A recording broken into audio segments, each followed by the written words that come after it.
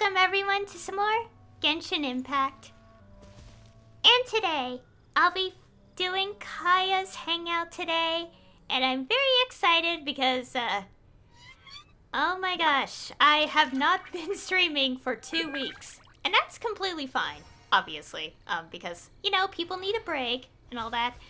But I wanted to do this Hangout last week, but I've been busy, as I just said, so I am back, and I'm ready to do this. And also, I should probably mention that I'm doing this on the day that the 4.0 special program happened. So, I have seen it.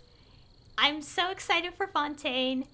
And, honestly, I will admit there is a lot to talk about related to it. But, I don't know where to begin, so, you know what? I don't know. I don't actually know if I'll talk about it today. But just know I'm very excited. The underwater exploration looks amazing. Fontaine looks amazing. And I can't wait for this story. I'll just leave it there because I don't know how to describe my reaction. There's just so much and I'm just so excited. Anyways, I really want to do Kaeya's Hangout, so let's get started. Already unlocked it, so we just have to begin. Okay. So this one is called Shenanigans and Sweet Wine. Okay.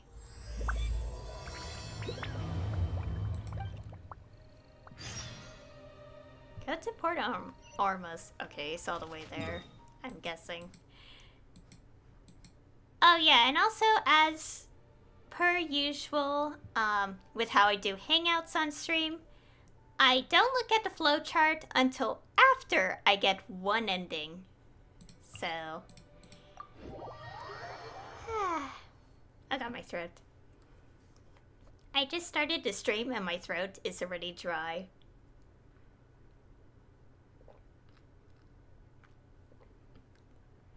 Oh, I should probably mention this. I've been having a lot of internet issues lately, and it's kind of weird because, like, my internet's really good, but the thing is, it's like the wired connection, which is how I'm, you know, using the internet mainly, keeps cutting off. And because of that, I have to also go wireless at the same time. And the thing is, it's weird because nothing... I just don't know how to explain it, but basically there's issues. I think, like, there needs to be an update or something, or I need a new cord. But, just know that if something happens, that's because of the internet, so...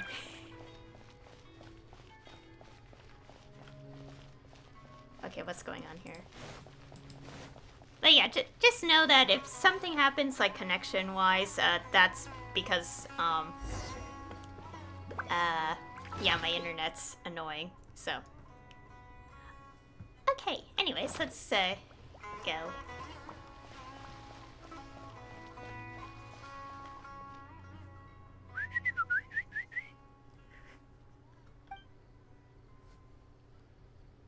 Hey, little birdie, don't feel down. Come and perch on my shoulder. Don't be shy. I'll show you around town. Okay. Okay, I'm trying to fix my microphone. There. Okay. Kaeya. That's not what a dusk bird's call sounds like. Really? No wonder they never pay attention to me. Forget it. I probably shouldn't be anthropomorphizing them anyway. Haven't seen you in some time. To which one of the Animo Archons wins do I owe the honor? Guess your natural charisma drew me here. Must be ordained by fate. What are these options?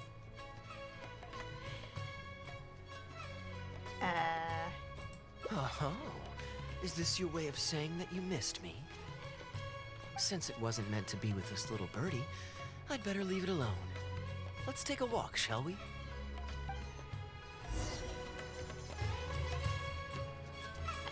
Okay. If you're wondering why I'm here, Jean's been worrying about trade safety recently. I discovered this when I unwittingly burst into her office to save the day. Another job involving long-distance travel falls to me. I suppose it's my own fault for having such a strong sense of duty.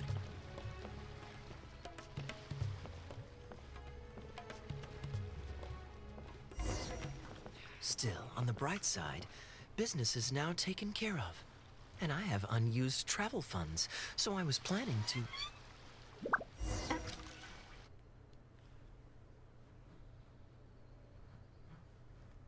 Gundafar, we are in the middle of a war. Your place is at the front lines by my son's side. Pray tell, what provokes your unwarranted return to the palace? A matter of utmost importance, Your Majesty, such that I must personally report it to you. Huh. Outdoor theater. Looks fun. Where were we just now? Travel expenses? Do you want to stop and see the show? Pursue the first option or continue? I mean, or I can't talk.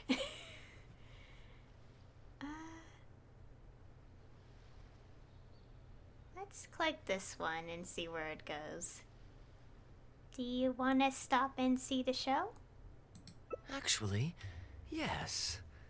I saw some guards do a musical performance when I was traveling with their caravan in Sumeru. They were desert dwellers, so are these actors. And I think I actually recognize one of them. Come on, let's go watch.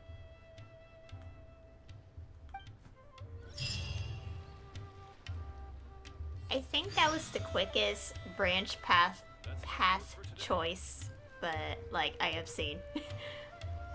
But let's see where it goes. Remember, gonna go through one path without looking at a flowchart, and then get the rest of the endings.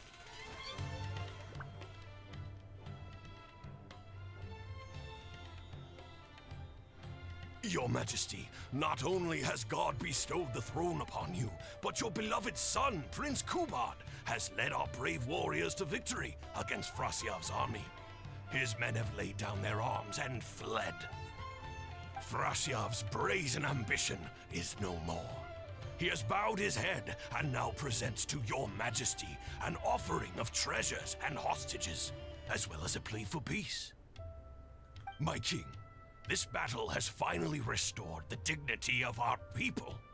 Moreover, with Frasyav's offer of land comes the opportunity to expand our borders, as your Majesty so greatly wishes. His Highness the Prince and I believe this peace settlement will be a great boon to our nation. It is for this reason alone that I have removed my armor and made haste back to our halls from the front lines. My king, what say you to this proposal? Ah, it's the tale of Prince Kubad. Ever heard this one? Nope, never. Feels like we've missed a lot of the backstory. Oh, no? Don't worry, I still remember the general plot. Let me fill you in on the background while the king deliberates. The main characters are the brilliant Prince Kubad and his war-hungry father, King Kabus. The one talking to the king right now is Gundafar, the prince's tutor.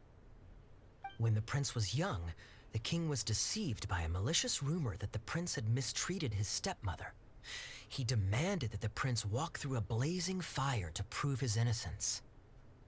Miraculously, the prince emerged unscathed, thus proving his innocence. But the seeds of doubt had already been sown in the king's mind. Now uneasy in the presence of his mistrustful father, the prince requested to be sent away to the battlefield where he would fight against Frasyav's army. That's the enemy general we heard them mention just now. This is the part where the prince has won the war and decided to forge a peace with the rival nation. He wrote a letter recommending peace to his father. Oh, it looks like the king's made up his mind. Let's keep watching. Frasyav lost because he did not have the blessing of God. Our god will always watch over us and punish our enemies. Once the bells of war have begun to toll, they shall not cease until the blood of our enemies fills the land. There can be no victory until the last enemy soldier has fallen. If Kubad still wishes to be my son and hold the intaglio I bestowed upon him as proof of his royal blood, then he must obey my command. Your Majesty, I must caution that a nation destroyed is not a fallen city writ large. Now, the loss of one city strikes fear into the hearts of our enemies, compelling them to accept defeat and cede land in exchange for peace. If, however, we insist on bringing a whole nation to its knees, then so long as a single person is left standing, they will see us as their sworn enemy, and one day return to us tenfold the pain that we have inflicted on their nation and family. My king, a people is to their nation as wild grass to the open prairie. Though we burn down the whole field and spare not one blade of grass, roots continue to grow unseen beneath the surface. Come the spring, it is all but inevitable that fresh green shoots will rise up from the ashes. Cease, Gundafar. Your mind grows dull in your old age, filled with naive delusions. We shall have no more need of you on the battlefield. As for my son Kubad, I will summon him back to the capital, so he may be tried by a court-martial. What are you saying, my noble king? Why must you mistrust your own flesh and blood and sink ever deeper into the blight of hatred? When he was falsely accused, you once doubted his honor and made him walk through a raging fire. Did he not prove himself worthy by emerging unharmed from the flames? Now you would turn me away when I seek only to provide the wisdom of counsel. What is the justification for this? The justification is that my word, not yours, is the law of the land. Cease and be gone, Gundafar, so you may spend the rest of your days with your wife.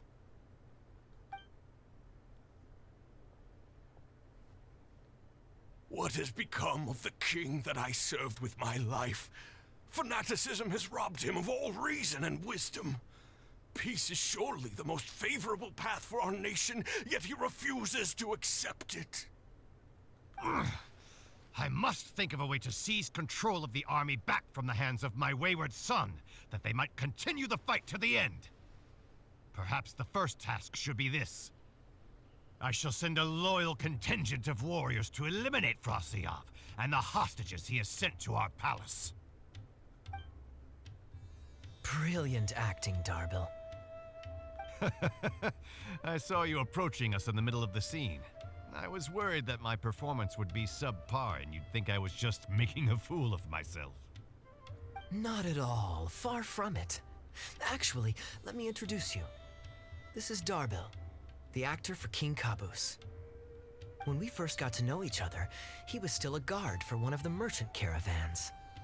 Seems like he's now made the switch to full-time acting. Hello. Nice to meet you. Any friend of Kaeya's is a friend of mine.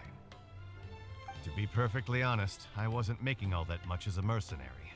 It felt right to me to get away from the danger and live a more stable life. I was already pretty good at telling stories, so I just recruited a few friends and started performing shows all over the country. Full disclosure, we had to put this little stage together using whatever wood and cloth we could borrow. It's really low budget. Anyway, we're all good enough at acting to get through the motions, but none of us are any good at coming up with a script. Everything we tried to write just sounded off somehow. So I got a student from the academia to adapt an old story I knew to make it more appealing to our audience. What do you think? Passable? I could tell that you've had someone tighten up the lines. They turned out very nicely. Ah, that's good. Well, as you can see, even now, we still don't have much of an audience. Don't suppose you'd be interested to see the rest of the show? Sure, why not? I don't have anything pressing lined up. And I don't think the Traveler does either. Tickets for 2, please. How much would that be? There's no need for tickets. You could just get some food from Jafar Tavern. We've worked out an arrangement with them. We've actually found a sponsor for this performance, too. He's not too happy about the poor turnout, though. I doubt we'll be able to keep him for the next performance. A real pity. But what can you do, huh? Darbil Asgar still hasn't shown up for the next scene. We should get his costume and sword out so they'll be ready to go the moment he gets here. My apologies. I have to get ready for the upcoming scene. I'll see you from the stage.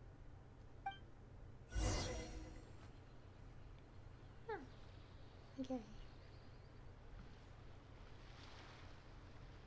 Can we talk to them? God only knows. It's not the first time he's done this, either.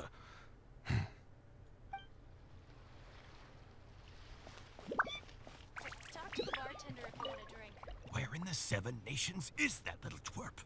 The next scene is about to begin. Hmm.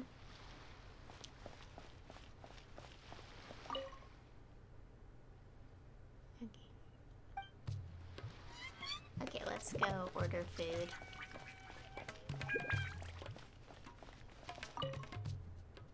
Would you two like to order some food? What can I get you? If you're looking for recommendations, today's special is the tandoori roast chicken.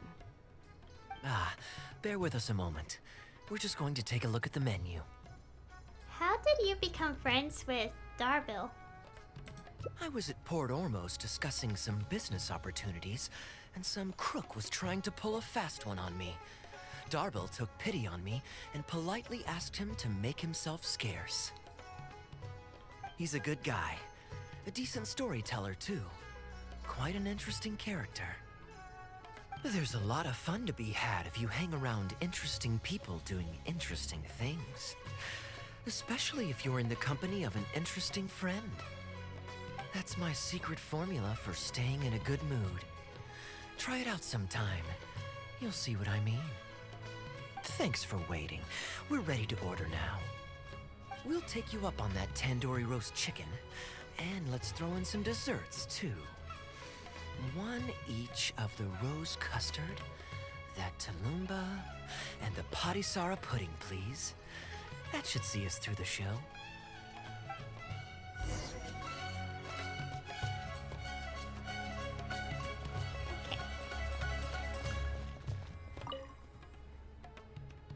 We've got good seats, close to the stage, but also not too crowded. We can watch the show as we eat. If I remember correctly, the next scene should focus on the prince. But I won't spoil it for you. You have to experience it for yourself.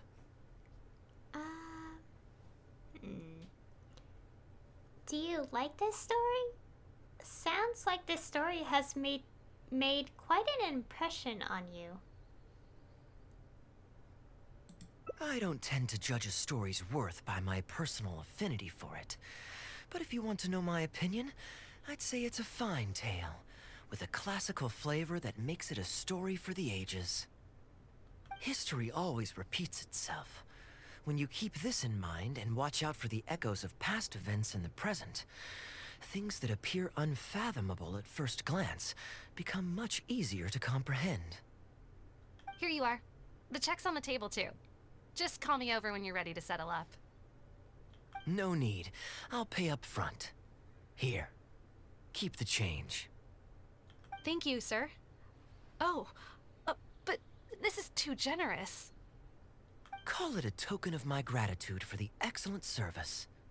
The food all smells wonderful, too, so please pass my compliments to the chef. Thank you so much, sir. Let's dig in, traveler.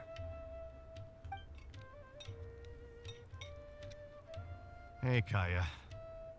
I'm so sorry, but the actor who plays the prince has run into some difficulties and won't be able to make it. We can't do the rest of the show without him, so I'm really, really sorry, but we'll have to call the show right here. Our options. It's too bad that we won't see the end of the story. Can you use an understudy? I'm curious.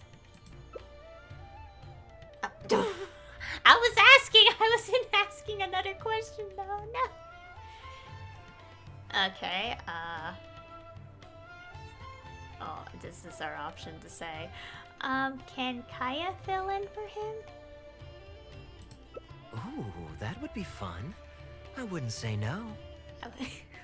I was just kidding. Darbil, would you lose any income if I were to mess this up? Not really. I mean, there's not much of an audience here anyway. I wouldn't want to take too much of your time, though. Don't worry about that. I like to be spontaneous now and then. Spice things up a little. Let me think. Well, you already know the story, so you just need to memorize a few lines. Huh, you know what? This might actually work. Ah, wait, but Kubot has a specific costume he's supposed to wear, and there's no way you'd fit into it. Switching actors is one thing, but wearing street clothes on stage would really ruin the immersion. Yeah, I don't think this is gonna work. Well, good thing that I've actually got a costume with me. It goes pretty well with your stage, too. You're kidding. Can you show it to me? Sure. If you can show me the way to your changing room? It's in the restaurant. Follow me.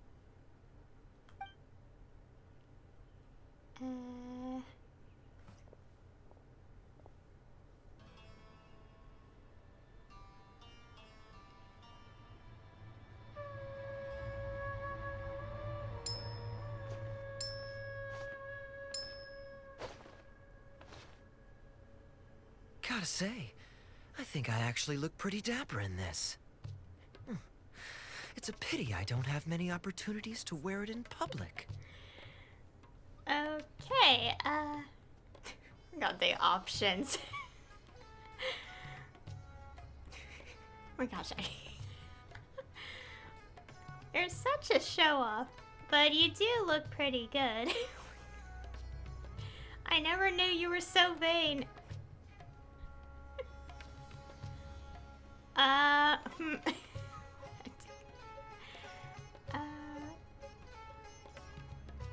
don't know what to pick. Uh-oh, not a fan of me as a prince? I'll have to act my heart out so you'll be too dazzled to make any digs. I had no idea what I was picking. My brain was confused. Kaeya, here's your script for the next scene. It's not too long, but you also don't have very long to prepare. Do you think you can memorize your lines in time? Only one way to find out.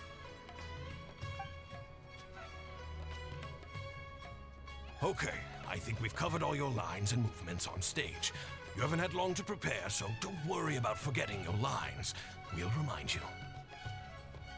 All right, I'm good to go. Great. Then let's get this show on the road.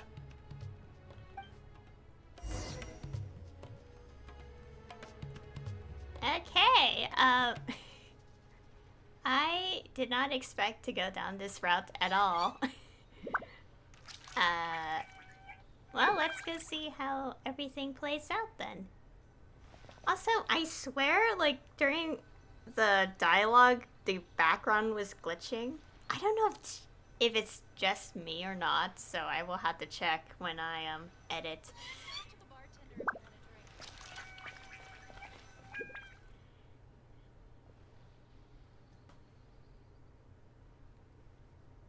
General Kubot, son of Kabus, the fate of this battle is clear. I beg you, please spare my few remaining men. They no longer have the strength to fight back. Frosyav, though you now lead only the husk of a once mighty army, I have no desire to crush your dignity. Even your most savage warriors have no desire to see further bloodshed, and none among your ranks have opposed these peace talks. Nevertheless, I must hear it from you one final time.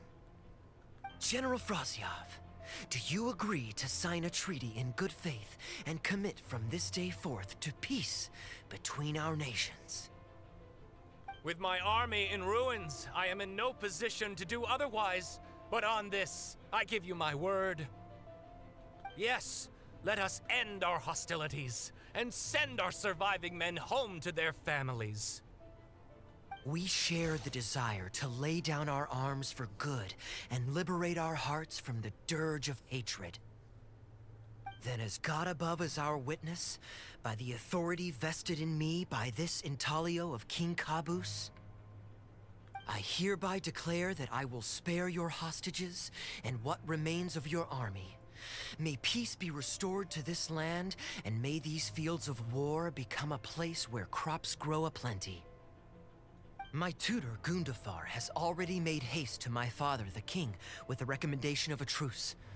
It is my sincere hope that he will see that peace as a path to prosperity and grant me his blessing.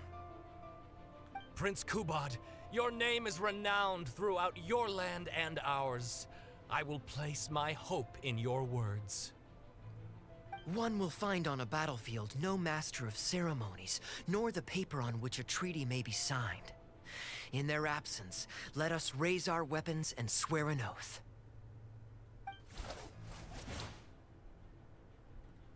I, Kubad, son of Caboose, hereby pledge protection to you and all of your kin. May the oceans be stained red with my blood if I am ever to renounce this oath. Wow, your friend is so dreamy. He's not a real prince by any chance, is he? Hey, Rashana, you don't want to miss this. The good-looking guy who left that huge tip is acting on stage with Darbel's troupe. Darbel's one lucky man. I return, Your Highness. I hope I'm not too late. Have you already promised peace to Frasyov? Nay, I am not so rash as to preempt my father's blessing. I promised only what I could so far, the safety of his kin. My child, I must share with you the gravest news. Caboose has become blinded by fanaticism and hatred, and will stop at nothing to vanquish every last man under Frasyov's lead. How can this be? You mean to say that my father has rejected our proposal for peace? He has indeed. I urged him to reconsider, and for this I was rebuked and dismissed from his service. But far stricter punishment than this awaits you, should you return home with your troops. Please heed my warnings, dear child. I dare not imagine what unspeakable atrocities your father intends to commit. Nay, the truce must stand. I cannot renounce my oath. How can man claim to stand above beast without remaining true to his word? The masses have grown weary of death and conflict in both our nation and theirs. Are we all now to bend to his will and massacre countless more to satisfy a desire that is his alone? When I departed my beloved home to fight in a foreign land, I did so to honor his wishes and for my duty to our people. Alas, is this fate's grand design? Is this fate's grand design? Kaeya, the next line is, alas, is this fate's grand design, that I should spend the rest of my days in a foreign land, till I am laid to rest in a grave far from home? Must it be so? Huh? Wait, that's not part of the script. Kaeya, did you not hear me? My dear audience, I ask you this. Do you believe in fate? If fate decreed that your life was to end in tragedy, what would you do?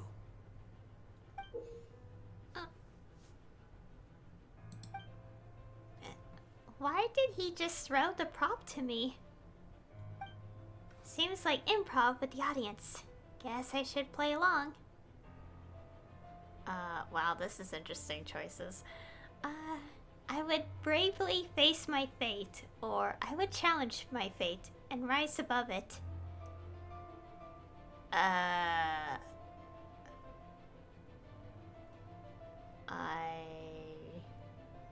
I'll pick this.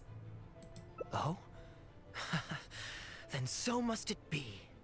Yes, so must it be.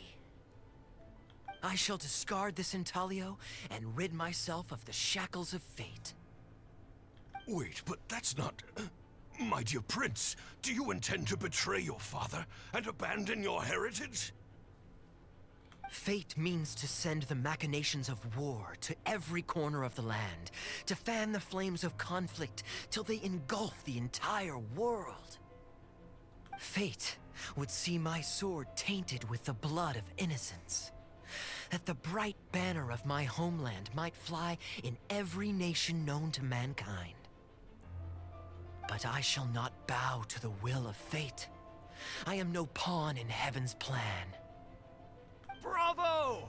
Where did this guy come from? Is he one of the new hires? Hey, shut up. Stop interrupting. I, Kubad, will spend the rest of my days in a foreign land till I breathe my last in a place far from home. Oh, at least he brought it back in the end. Prince Kubad, my child, there is no need to be rash. Please bring at least your fortune and the retainers who will always be loyal to you. Gundafar, my dear mentor, you have always been like a father to me. It brings me only anguish to bid you farewell. But I must walk this path, or freedom dies by my hand. Goodbye, my tribe and kin. Farewell, sweet land of my birth. Goodbye, my child.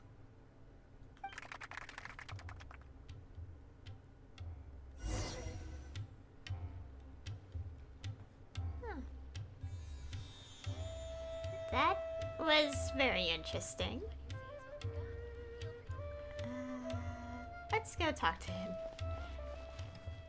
Ooh, it's Prince Kubad. Could I please get your autograph? Why, certainly, ma'am. Ooh, thank you. I'll just go find a pen. Good show, Kaeya. I want an autograph too. Feeling more like a fan now? Acting is quite fun. If there ever came a day when I left the Knights of Favonius, I think I might go into acting full-time. Darbil, could you introduce me to this young man? My apologies, Master Toos. I somehow missed you in the crowd earlier. I was some distance away. I just came over near the end after I noticed a large crowd gathered around the stage. The performance was outstanding across the board. I knew that the poor turnout over the past few days was just bad luck. It was only ever a matter of time before you hit it big. The improvised section was particularly good. I think you could include some improvisation as a staple in future performances. As for the prop he threw, no need to get it back. It's fairly cheap anyway. Thank you, sir. And a big thanks also to our wonderful prince. Had Kaeya not agreed to fill in, we might have disbanded right on the spot. Kaeya, was it? Well, young man, I must say you've made quite the impression on me. My caravan is always loaded with the finest food and wines. You're welcome to visit at any time. Thank you for the invite, sir, but I'm afraid I've reached the end of my time at Sumeru. I'm sure that my friends and family in Mondstadt must be missing me terribly. Well then, consider it an open invitation.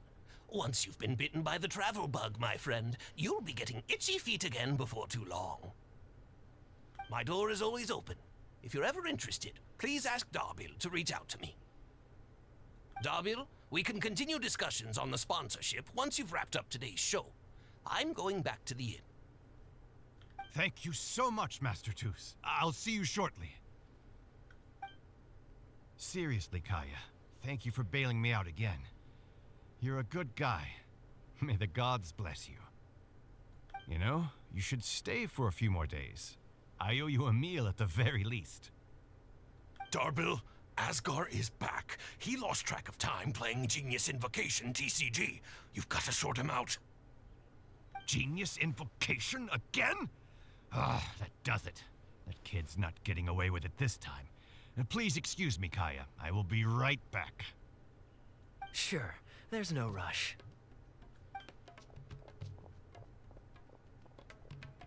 Okay, I think they're all gone. Let's slip away now while we can.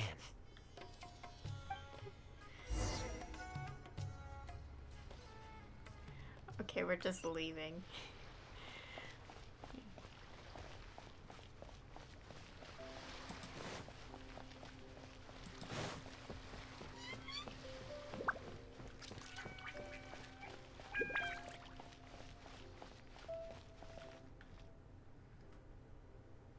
All right, this should be far enough. Don't think they'll find me here. Weren't you gonna sign some autographs? Didn't want to stay for a free meal sometime?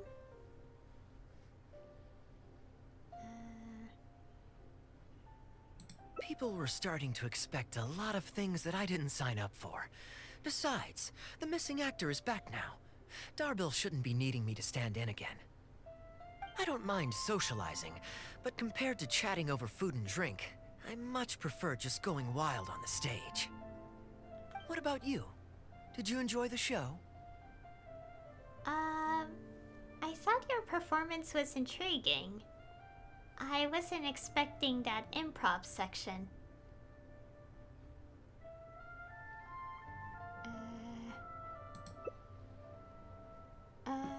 Mostly, I was curious to know what was going through your mind on stage. Oh? I was expecting a lengthier critique, but you've thrown the question right back at me. Sneaky. All right, I'll rise to your challenge. Let me think. All the world's a stage, and all the people merely players. Does that answer your question?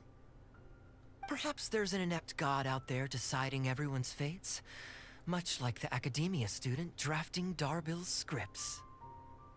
Yeah, inept is a good word for it. Honestly, it might even be a little too civil to describe a god who turns fathers against their sons and is bent on endless warmongering, don't you think? Anyway, that's exactly why actors need to wake up and realize they don't have to follow the script. There's nothing to stop them from following their gut and making it up as they go along. Do you really believe that?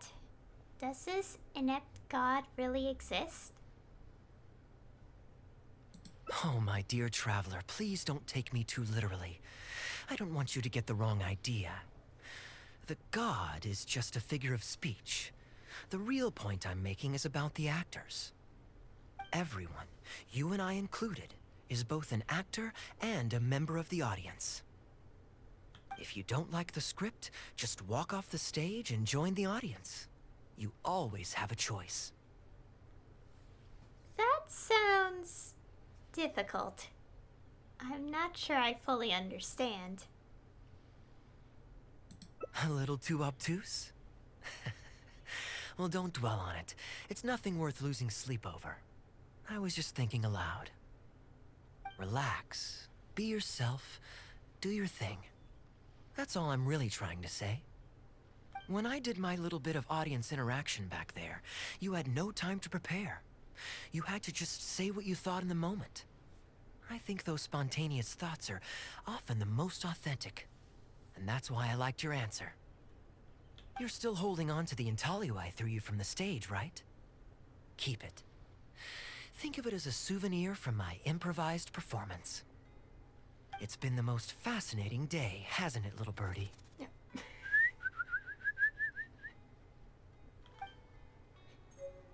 Just left the bird. Oh, that's a picture. Okay. Questions. Answer. So must it be. Yes, so must it be. Okay. Oh yeah, we could go here. Oh, that was an entire path.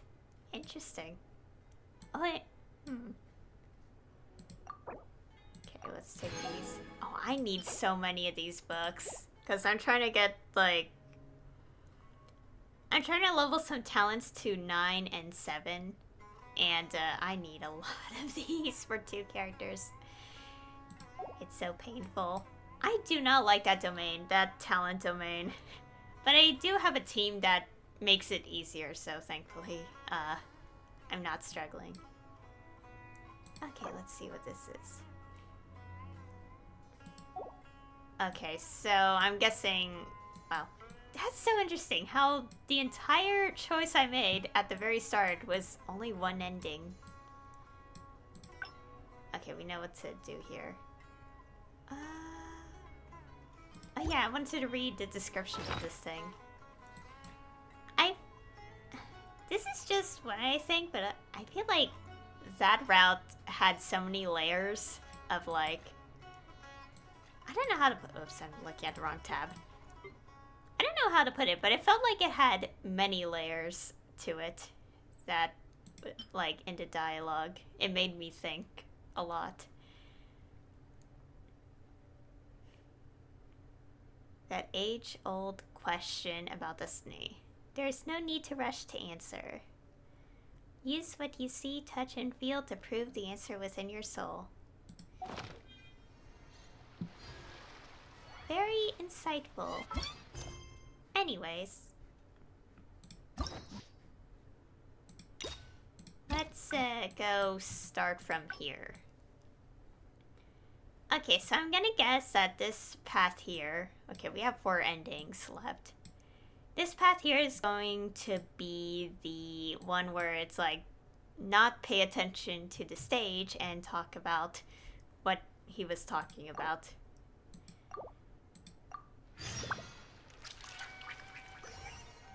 Okay, over there. We have to go.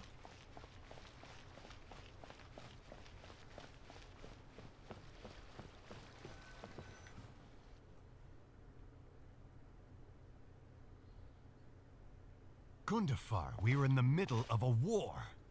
A matter of utmost import. Huh. Outdoor theater. Looks fun. I'm guessing it's the top choice here, so like directing it back to the original conversation, I'm guessing. Where were we just now? Travel expenses? Ah, yes. Here's what I was thinking about the unused funds. Given that the acting Grand Masters saw fit to allocate these funds to my trip in the first place, I think it's my responsibility to make sure that every last mora is put to good use. In other words, what do you say we find a way to spend the remaining budget? Perhaps a fancy meal at a nice restaurant? Or a river cruise that takes in the sights of Sumeru City? Or we could buy a few nice mementos to take home. Isn't this embezzlement? I can't believe you're talking so openly about living it up at the public's expense. Hey, no need to put it like that. Let's keep walking. We can consider it some more on the road. The rules of the Knights of Favonius state that any and all expenditures during a business trip are counted as travel expenses. That's more than enough justification to live a little. Of course, with me being here on my own, it was looking like a wasted opportunity. But now that I've run into you, why don't we make this a joint trip?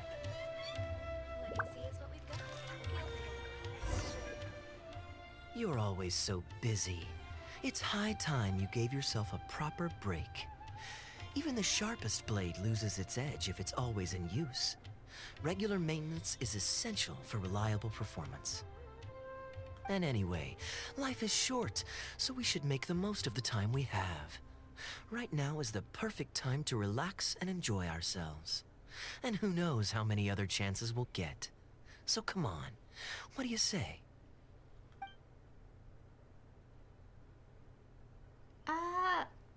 Okay, I'm guessing this is a branch. We can't spend public money for our own amusement. Or, let me take you somewhere new. Huh. Well, as I've said, I get all the endings anyway, so which one should I see first? Let's go. Let's pick this one. We can't spend public money for our own amusement. Now I remember why you're an honorary knight. Of course being tempted by money is beneath you. Your honest character is dazzling to behold. Like the sunlight reflecting off the surface of Cider Lake in the late fall, I hold my hands up. My thinking was mistaken. In that case, I guess today's end-of-trip blowout is cancelled. I shall pack my luggage and prepare to return to Mondstadt. I can join you for the journey. It'll be nice to catch up with everyone in Mondstadt anyway. Oh? You'd do that for me? Well, this wasn't what I'd originally planned, but it's a very welcome development. When I was souvenir shopping, I picked out something for you too. Guess my thoughtfulness wasn't in vain. You got me a souvenir? Well, let's keep that a secret for now. Not because I want to keep you guessing. It's just that I didn't think I'd run into you here. All my gifts are back at the inn. I want you to find out for yourself when you open it. The surprise is what gift giving is all about, is it not? Fine. Then it's settled. We'll leave together shortly.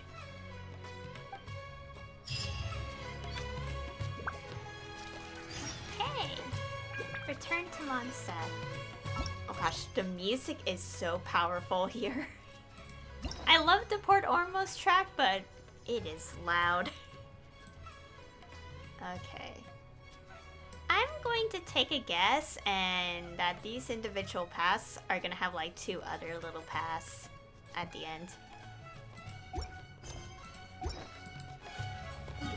Gosh, why is the music okay, I don't know if it's loud to you guys, but I just think that with me, you know, the way my volume of my voice is, like, I talk quietly, even though I'm talking kind of loud, and sometimes the music is so powerful you can't even hear me, even at my loudest for streams.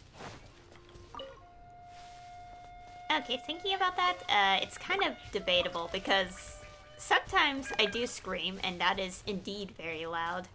But sometimes I just, like, raise my voice, but that isn't, you know, loud, so... Anyways, let's see where this goes.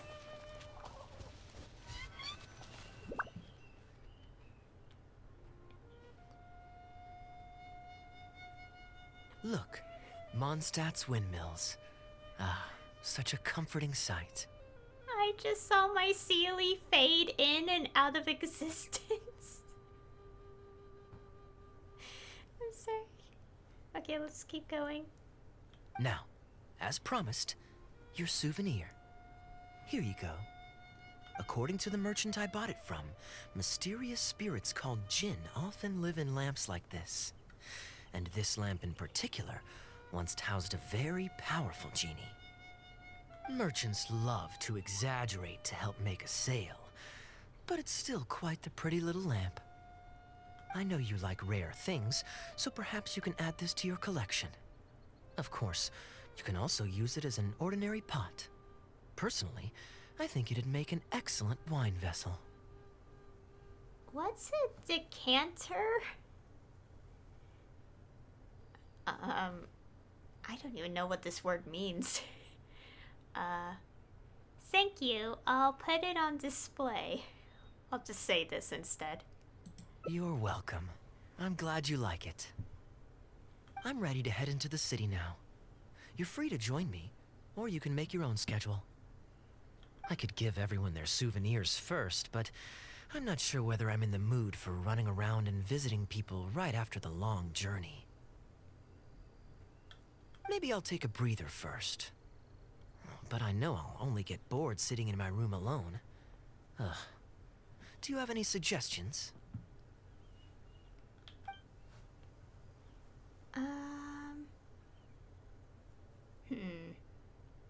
Okay, our options.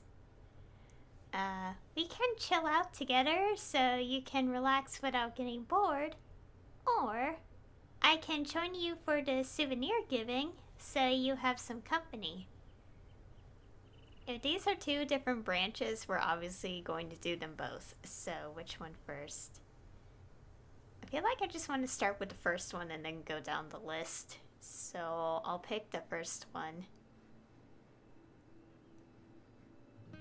I'm honored to have such a caring friend. Let's go to the plaza in front of the cathedral. We can listen to the bards playing or feed the pigeons. After so long in Sumeru, I've begun to miss that slow-paced and relaxed atmosphere. There's no rush. We can take our time and stroll on over.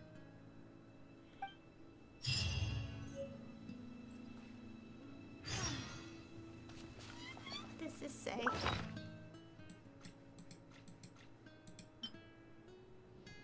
An exquisite lamp.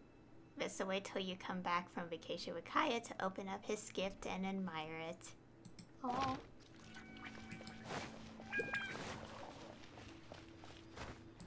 Let's go. You know what? Just teleport closer. I'm not going to walk the entire way. Stretch. Ow. My arms.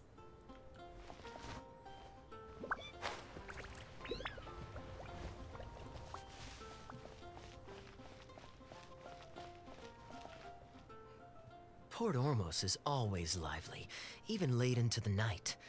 People there go to bed much later than I imagined. Quite a stark contrast with Mondstadt. People pray and play music in the cathedral plaza during the day, but come nighttime, the streets are deserted except for the knights on patrol. Which lifestyle do you prefer? Good question. Life in Sumeru is never dull. Last time I was out drinking on the street at night, some passing mercenaries invited me to dance. Although, I did learn later that that kind of thing is highly unusual even there. They must have been in a very good mood that night. They taught me a lot of songs that they usually sing during feasts. It really was a fun night. But be that as it may, I think I'm more suited to the free and easy life in Mondstadt. Simple, honest folks like me, we don't need much to be content. Can you even hear what you're saying? Are you serious?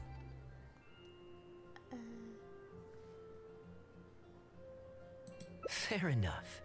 Let's shelve that discussion for now. Have you ever had a chance to hear the cathedral choir before? The hymns they sing are a whole tradition in their own right. Quite different from the folk songs that the bards play. Not yet. It sounds very interesting. Well, let's see if we can catch them today. Sister Grace is right there, so we can ask her about the choir's schedule.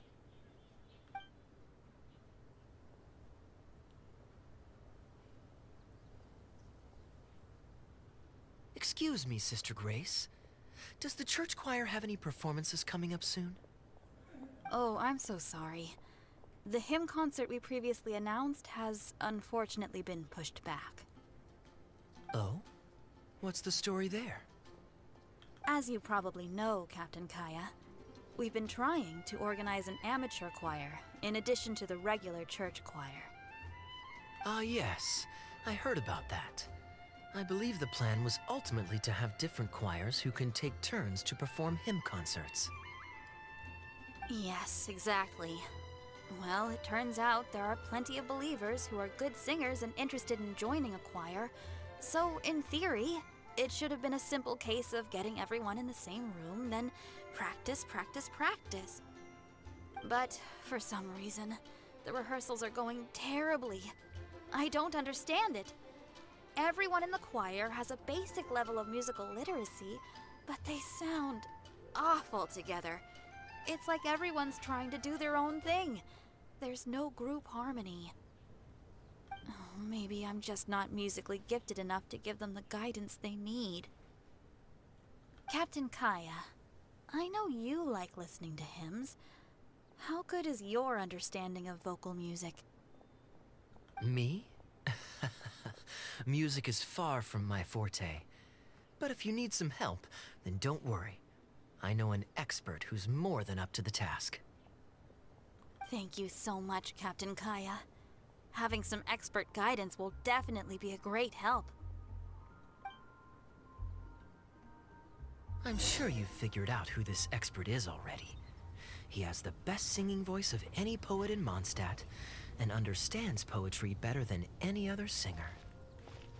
Plus, he's exceptionally easy to find. 9 out of 10 times, he's in the tavern. Okay, I'm gonna guess it's Venti based on that information.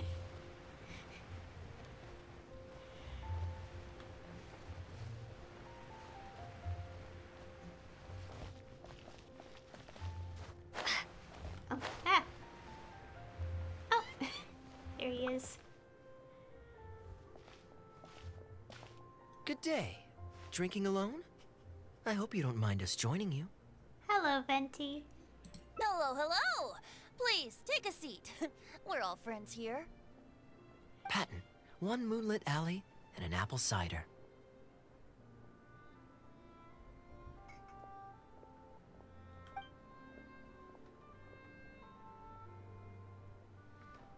Ooh, excellent choices. Come on, let's have a toast and drain our glasses together. Here's to the time spent drinking with friends, which is more unforgettable than the drinks are delectable. Ever the poet, Professor Venti. A beautiful toast from the bard with the most. Any new songs of yours we could listen to? There's a real dearth of quality entertainment at the moment, since the cathedral's choir performance has been delayed again. Speaking of which, I trust you've heard Sister Grace's choir perform before? Of course! Though the format is a little on the formal side, they do sing quite beautifully. Very pleasant to listen to. So you'd say you enjoy listening to hymns?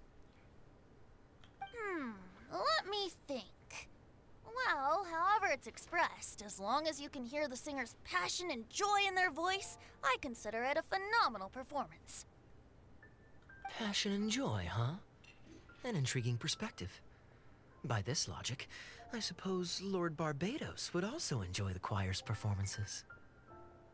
Oh? And why is that? Think about it. It's only because of his patient guidance and protection that the people of Mondstadt can now sing such beautiful hymns in the cathedral. It must be quite satisfying for him to hear a joyful people lift up their voices in song. Yes, well, that's a beautiful image filled with hope. But actually, maybe Barbados himself doesn't give it so much thought. In principle, the hymns of the cathedral are dedicated to a god. But in reality, the audience are all ordinary people with very worldly concerns. So what really matters is that the people enjoy what they're listening to. If Sister Grace was able to see things that way, perhaps she wouldn't feel so distressed. Huh? Distressed? About what?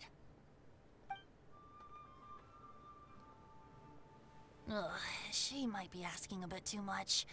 To be honest, if they have a natural talent for music, they should just be allowed to sing whatever they want.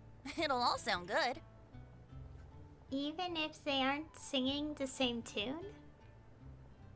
Or even if their voices aren't in harmony?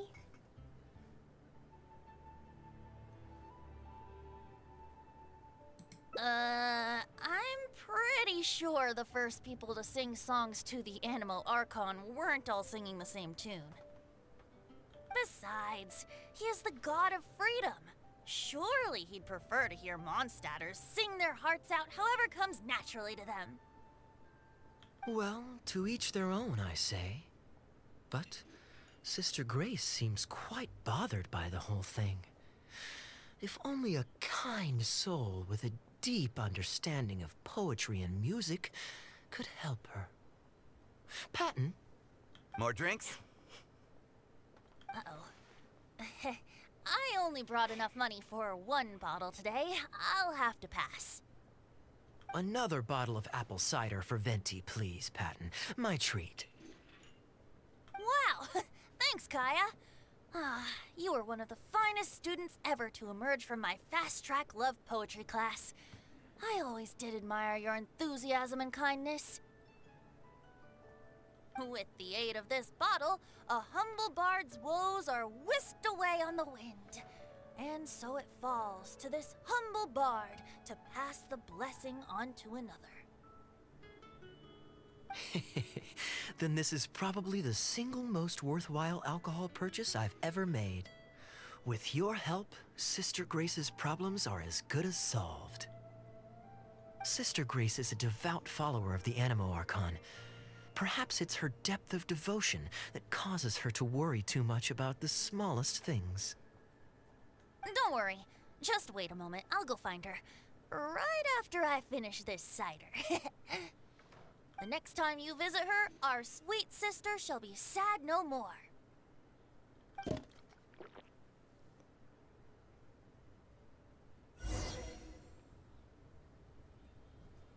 Okay, now we have to wait. Oh, what's that noise? Kaeya is a wily character, but free wine is always the most delicious. You can always refuse. Nah, it's fine.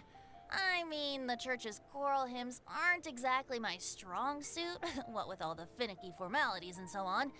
But as long as there is love for music in the air, I'm sure I'll be able to help. It sounds like it'll actually take a lot of work. You're not just doing it for the wine. Hey, if I'm happy and Sister Grace is happy and the audience is happy, that's a great thing, isn't it? Okay, let's go wait until the next day. Around here, I think? Ah, my leg. Ow.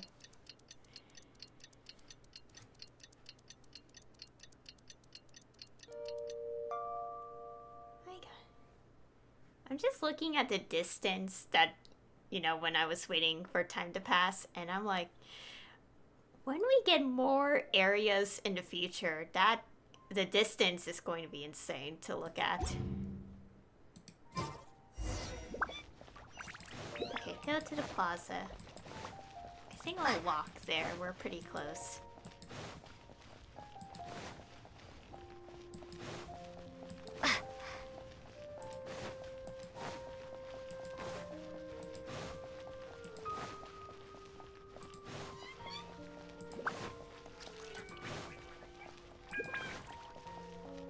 Have my stamina. No.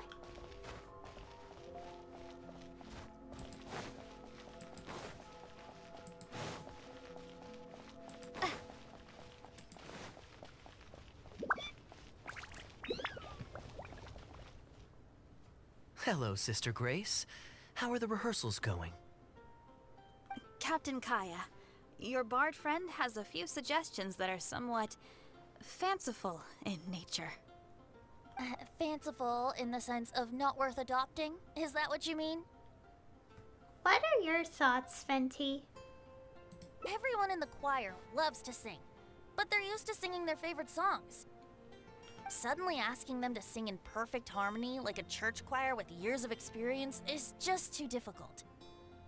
So, why ask them to adjust to the demands of those staid old church hymns when you could just create a new song for them? One that they'll be able to grasp quickly? If you want, I could help. Church choirs typically stick to traditional hymns. This is certainly an innovative idea. What's stopping you from considering it, Sister Grace? While I don't expect a recently established amateur choir to perform on par with our own church choir, this would be a major departure from tradition. I'm just not convinced that it's appropriate. Is the Church of Favonius really such a stickler for tradition? Giving believers the chance to express themselves freely seems like it would be a very positive thing.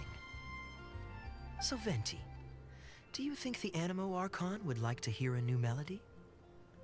Of course! This was the wish of the people when New Mondstadt was first founded.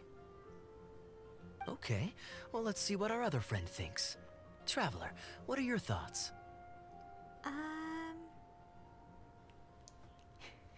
Gosh, the first option. I, for one, am inclined to agree with Venti's understanding of Barbados. The audience might take some time to get used to a new song. The first option is just so interesting considering the obvious information we all know.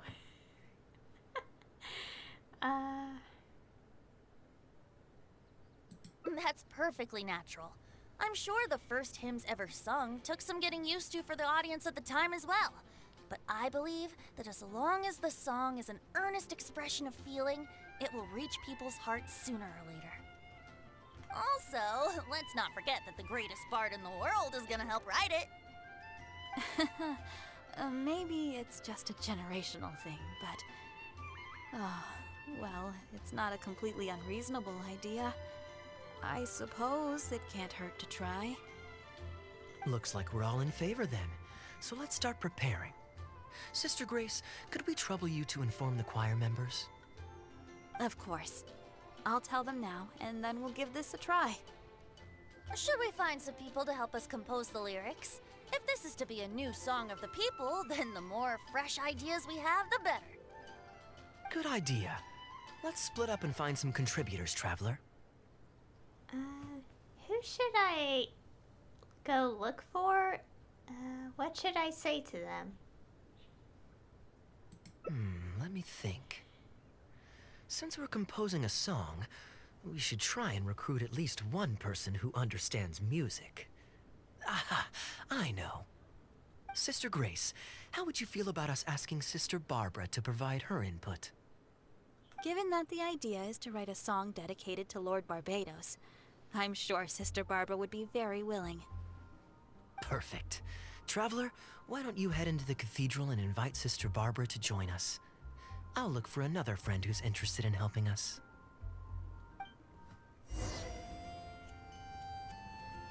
Okay. Got it! With this melody, it'll be much more expressive. Okay, let's go look for Barbara.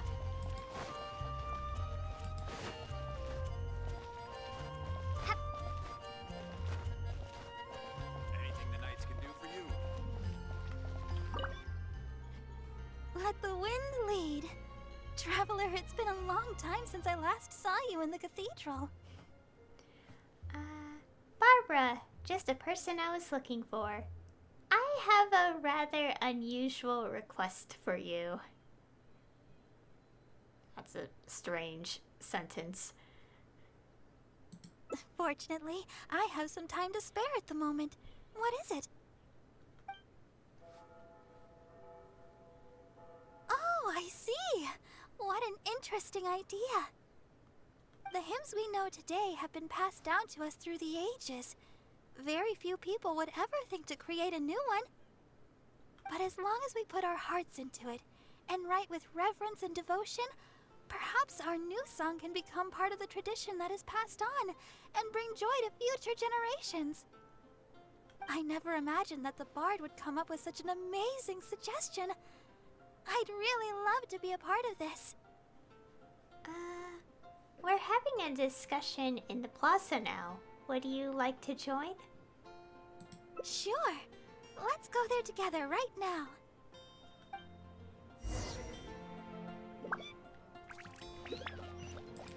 Let's go back. Oh, I see Diona is there as well.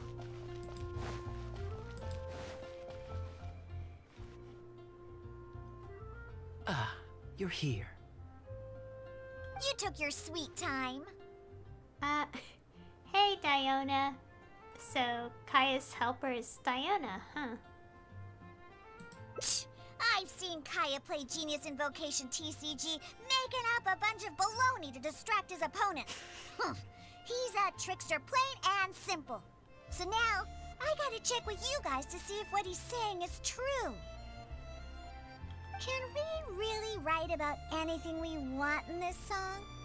Even the evils of Mondstadt's wine industry? And is the choir really gonna perform it publicly? So everyone on the streets will hear it?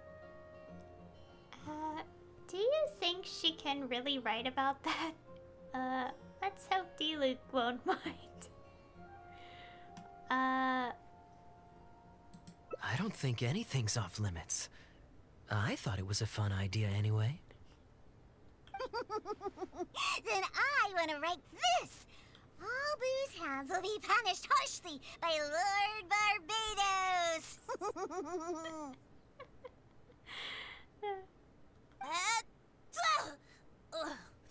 That's a very novel idea indeed. I'm used to just humming to myself while I work. So after Sister Grace criticized us for not singing in harmony, I was planning on quitting the choir. I never thought we'd be able to just sing what we wanted. What a relief. Plus, we get to write a song with Sister Barbara. I'm so honored. Thank you, everyone. Why don't we start by picking a theme for this song? I agree. Traditionally speaking, the theme should be Praise be to the gentle and loving Lord Barbados. I expect that Professor Venti might feel that topic is overdone and lacks originality, and that it may not be to Lord Barbados's liking. That's Kaeya for you. Got it in one. I'd suggest that everyone start by thinking of the little things in life that bring you joy. Ooh, well then can I praise the perfect fish head soup my mom cooked last night? Of course you can.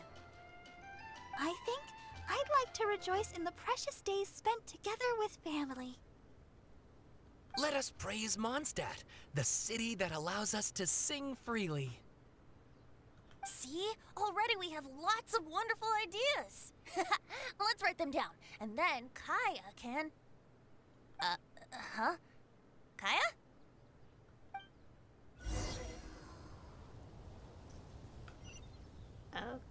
Oh, he's over there. Okay, everyone. Write your ideas down once you've got something, and then we'll open it up for a group discussion. I think the song should express the joy of being together with family. Should I write about fish head soup or Leeway grilled fish?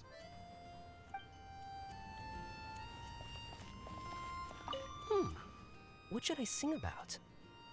Home of the Windborn. What do you think of that? Surely the song should at least mention Lord Barbados.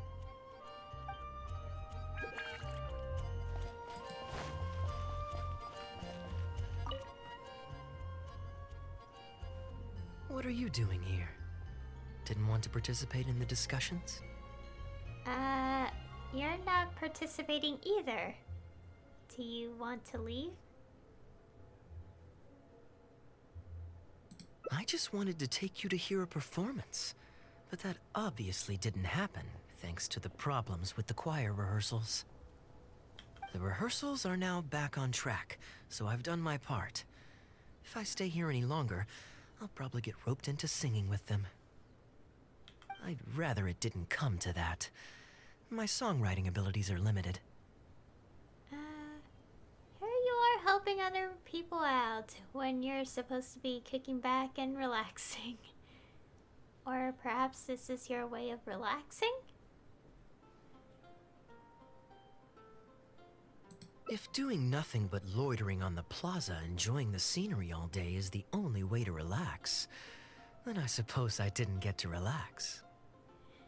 But that would get boring after a while. To me, it's more fun to wander around, see what's happening, and insert myself into interesting situations. Besides, can you be so sure I didn't have something to gain from helping Sister Grace with her choir rehearsal dilemma these past few days? Oh, I spy 2 naughty students skipping class, and they just so happen to be the very 2 who asked me to help Sister Grace in the first place. We're ready to review and discuss everyone's lyric contributions now. Hey, why is it that you look like you're trying to run away? I still recall the teachings of Professor Venti.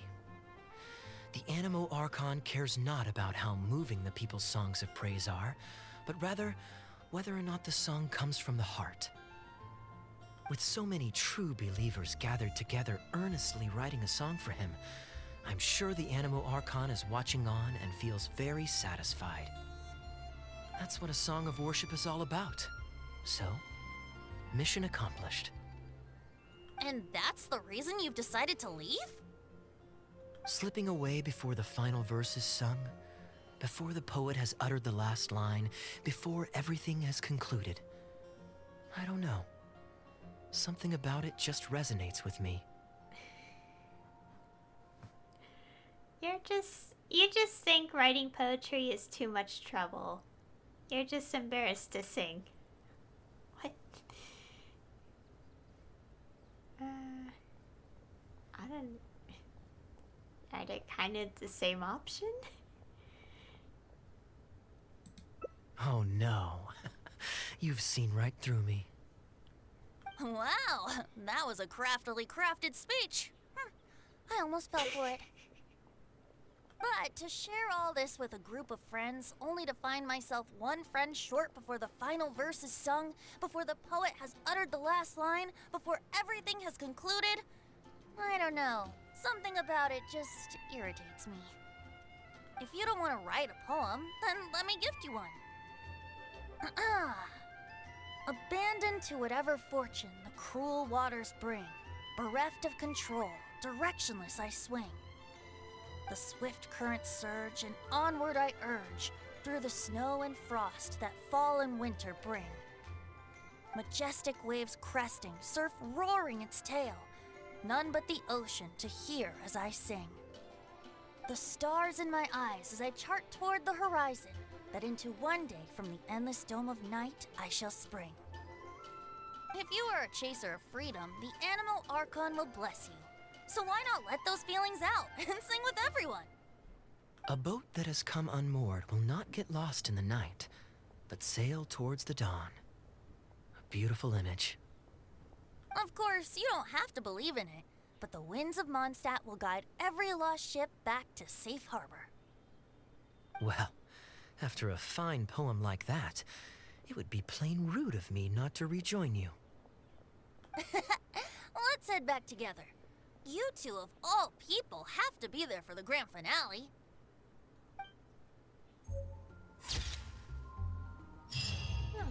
Oh, you got a furnishing as well. A boat untethered. If you are a chaser of freedom, why not sing with everyone?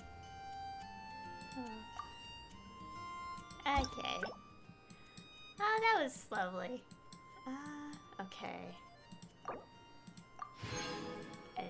Getting the things. Okay, so we're gonna go to this one next.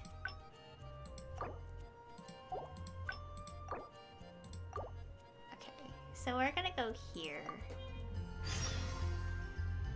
Okay, we have to go to the front again and pick the second option. Oh dear, let's go wait until it's not storming. I am not doing this when there's like the thunder and lightning.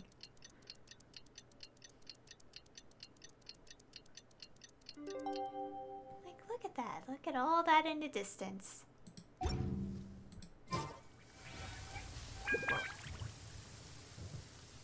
Okay, let the audio clear up because it was still sounding like it was raining and storming. I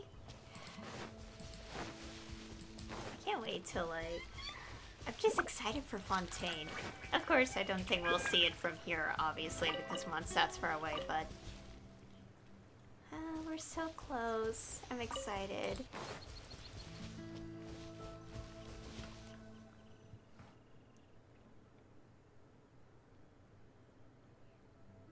Look, now, as according to the merchants, I know you like rare things, so perhaps you're welcome. I'm ready to head into. I could give everyone. Maybe I'll take a breather first.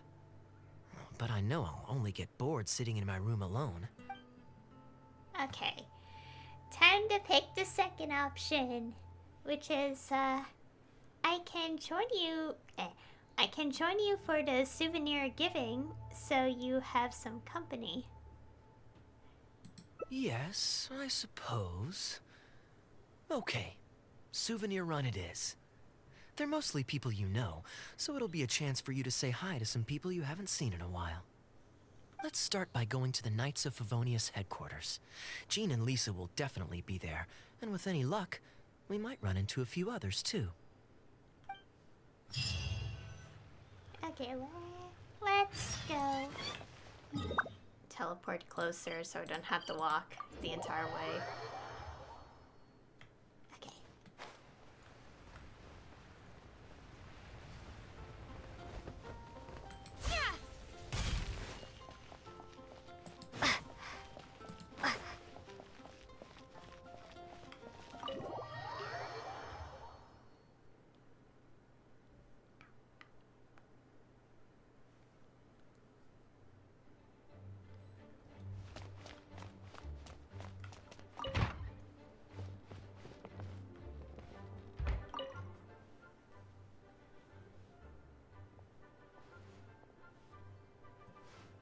Hey, you two busy? Long time no see, everyone. I'm back, Mondstadt. You must have had a tough journey, Kaeya. Oh, it's been a while, cutie. Yes, welcome back, Kaeya. Why is the honorary knight accompanying you?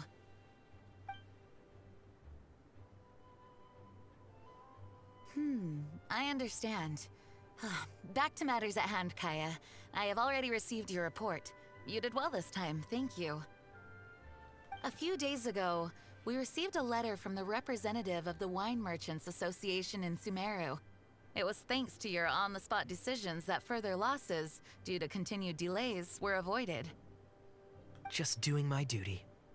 Anything to reduce the acting Grandmaster's workload. Oh, I nearly forgot. I have some unused travel funds. I'll return the surplus now. He's talking like he wasn't planning on spending it. I have a sudden urge to expose him. Oh my gosh. Given the suddenness of the situation and the difficulty in resolving it, I authorized a greater than normal disbursement in case of unforeseen circumstances. But I didn't think there would be this much left over. Thank you, Kaeya. Just doing the right thing. But I'm not actually here for a post-trip debrief. I brought some souvenirs back for everyone. Souvenirs from Sumeru? Oh. Here, the letter opener is for Jean, the jeweled brooch is for Lisa, and the items in the box are for everyone else. The artistry of this is exquisite. Look at the ornamentation on the sheath. This must be one of those crafts unique to Sumeru. It's my first time seeing one in person. Thank you, Kaeya. I love the color of the gem in this brooch, and the setting is so elegant. You have excellent taste, Kaeya. This can't have come cheap. It wasn't too bad. I didn't spend too much. Might I intrude a moment? Albedo, is that you? Come in. I finished the latest quarterly expenses report for the workshop. It's ready for your review. Traveler, greetings. And Kaeya, welcome back from Sumeru. I haven't seen you in a while. Hello, Albedo. You two look like you're in good spirits. As a matter of fact, the honorary knight and I traveled back from Sumeru together. Ah, yes, and I brought some souvenirs for you and Klee. They form a set. Hold on, let me dig them out. You're too kind.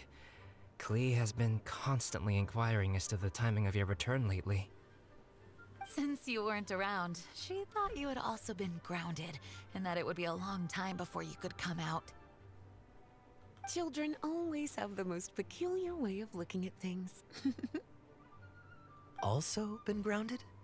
Sounds like things haven't been too dull for you all in my absence. It's Klee's third time this month. Evidently, you're not the least bit surprised. No. On the contrary, what would be a surprise is if Klee ever managed to stay out of trouble for a substantial length of time. Anyway, since my souvenir is part of a set with Klee's, there's no rush to give it to me. When Klee's next, well, released, I'll bring her to see you sometime. We'll collect our souvenirs together. Sure, makes sense. Leave the surprise for the person who'll enjoy it the most. I'll leave these documents here. I'll take my leave now, everyone. Kaeya, I've approved your vacation request. Use this time to relax and unwind. Don't worry about the report and other work. I'll take care of it. You too, Honorary Knight. There isn't any work the Knights of Favonius require your assistance with at this time, so please take it easy. Thank you. Then we'll be going now. Enjoy your vacation. But don't forget to return the Fox and the Dandelion Sea series before it's due. Don't worry, I'm nearly done with those. I'll be able to return them in a few days.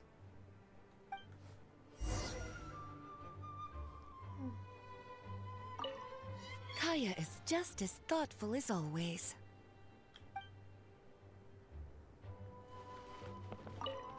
Though there's always something to do, with everyone lending a hand, I always feel at ease.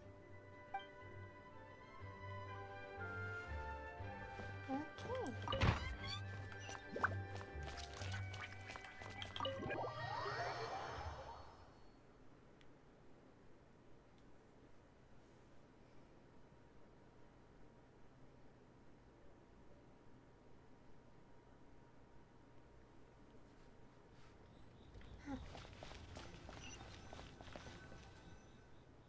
I'm surprised Klee still hasn't escaped.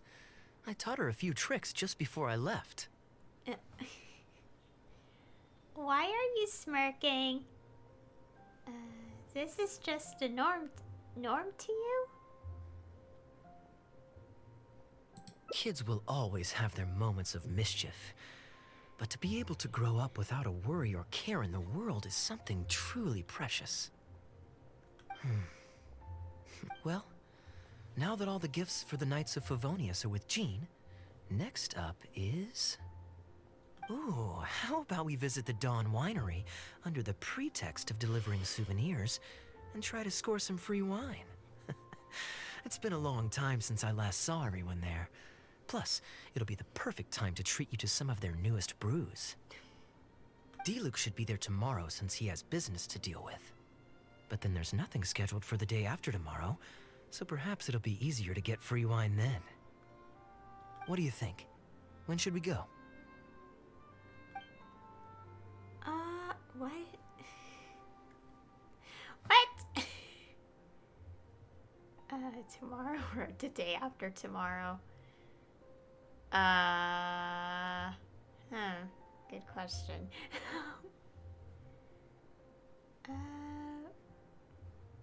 If this is a branch,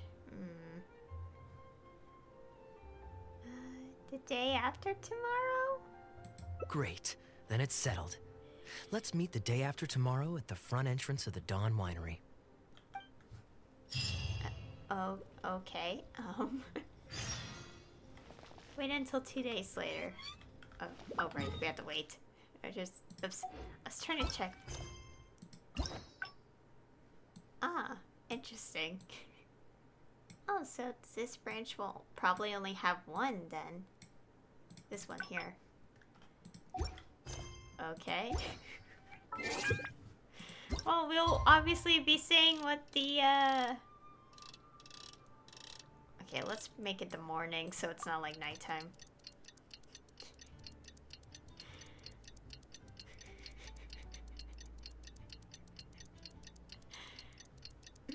Anyways.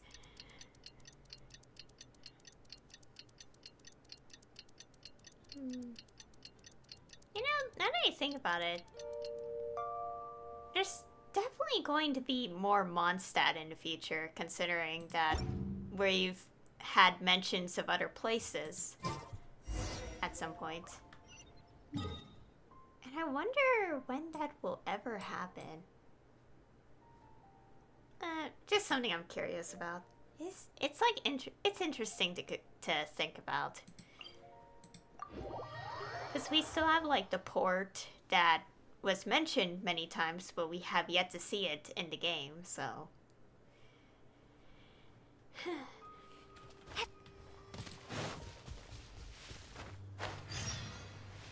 Hey, ignore that thing that just popped up. Okay, let's keep going.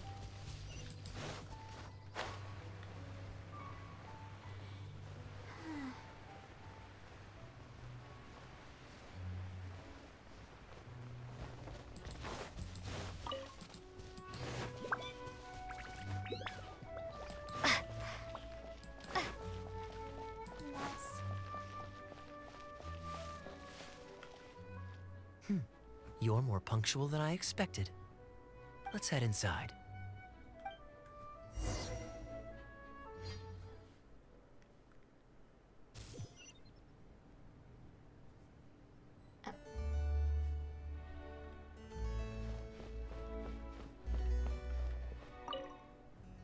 Master Kaeya? And the Traveler? Welcome, welcome. Please, come in. I'll fetch you both something to drink. Long time no see, Elzer. Yes, it's been a while, hasn't it? So, what brings you back to the winery this... Sorry. Is there anything I can do for you? No need to be so formal. I just returned from Sumeru and dropped by to see you all. Ah, what a pity. Master Diluc went out to handle business last night and hasn't returned yet. Never mind. The main thing is that you and Adeland are here. Oh, speaking of Adeland, where is she? She's taking some time off. She was busy cleaning yesterday and finally has a bit of time to herself. Perfect. I brought some gifts for you both. Here, this belt buckle is for you. My goodness, it's exquisite. Thank you, Master Kaeya. I'll treasure it. Would you like anything to drink? We recently finished making a new batch of dandelion wine. Well, what perfect timing. I was just wondering how this year's batch was coming along. Let me fetch a barrel and have someone deliver it to the Knights of Favonius headquarters for you. Oh, I won't be needing an entire barrel. A couple of bottles will be more than sufficient. Else Diluc might say I came here to beg. Oh, Master Diluc might grumble, but he doesn't mean it. Anyway, let me fix you both a drink. Much obliged. Then I'll have a glass of dandelion wine and a glass of cider lake for her, if you please. Cider lake? Am I drinking lake water? The name is not that literal. It is a drink with virtually no alcoholic content, as Master Kaeya will be aware. I'll prepare them now. Please, wait a moment. Of course, my drink is non-alcoholic. Don't know what I was expecting. Never mind, I'm used to it already. Strictly speaking, that's not entirely true. Cider Lake does have a tiny amount of alcohol in it. Please, enjoy. Okay, try the cider lake that Elzer mixed. It's quite sweet and very tasty. Pleased you liked it. Looks like my bartending skills haven't faded with age. How have you been recently? Is the winery's business doing well? To tell you the truth, we've had our work cut out for us recently trying to fulfill some major orders. Things have only just started to quiet down over the last couple of days. So, you've had no time off lately? Master Diluc was concerned about the same thing. But with him being out on business for a few days, who would take care of business and the guests if I were to take time off? Maybe some other time. At least take half a day to see a doctor and make sure you're okay. If your condition worsens, Diluc will never forgive himself. You make a fair point. If you're worried about having someone to handle the winery, why not leave it to me? I'm familiar enough with your responsibilities to cover for you for a while. Master Kaeya, Please, come back to the winery more often. We all miss you very much. All right, all right. No need for that kind of talk. Come on, I'll see you out.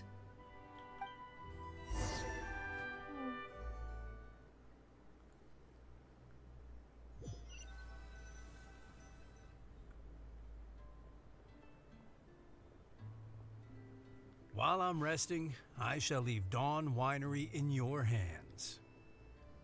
Don't worry, I'm not going anywhere. Rest easy, and go see the doctor. Such great weather today. A calm breeze and delicious wine. This is quite the treat. Though, it's a pity this batch seems a bit bland. How about I go to the wine locker and fetch one from the reserve collection? I remember it's on the second floor. Huh? Is that allowed?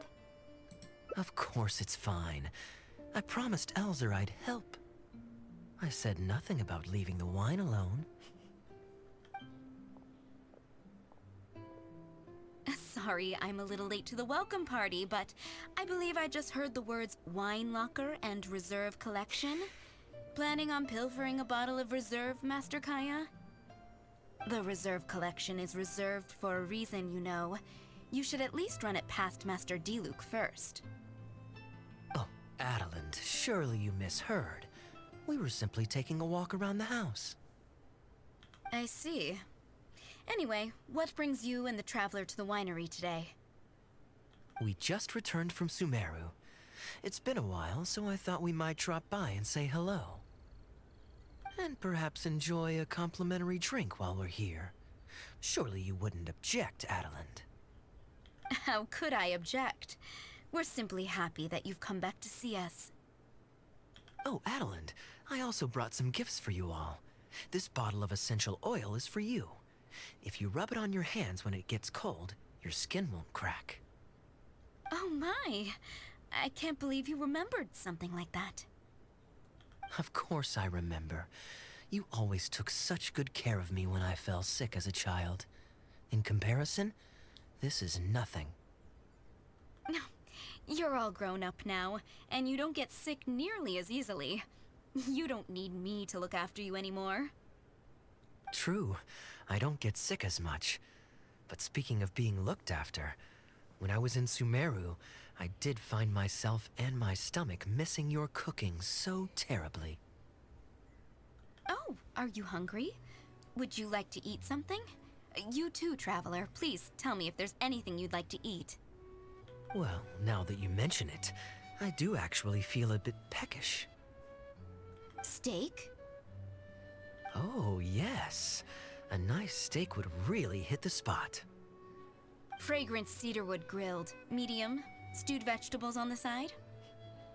Yes, just like you always used to make. Thank you kindly, Adeland. My pleasure. Traveler, I'm sorry I'm not familiar with your preferences. Would you like to come with me and select a few dishes?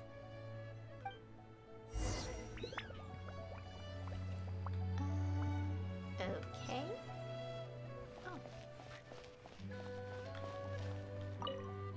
Grilling the steak over fragrant cedarwood infuses it with more flavor than pan-frying it. It's a favorite of Master Kaeya's. Since using an open flame to grill indoors is somewhat inconvenient, we usually set up a grill outdoors. It's perfect for grilling meat, but you can also use it to make stews. I can offer you a satisfying salad, cold cut platter, and anything stewed. What would you prefer, Traveler? I forgot what a cold cut platter is.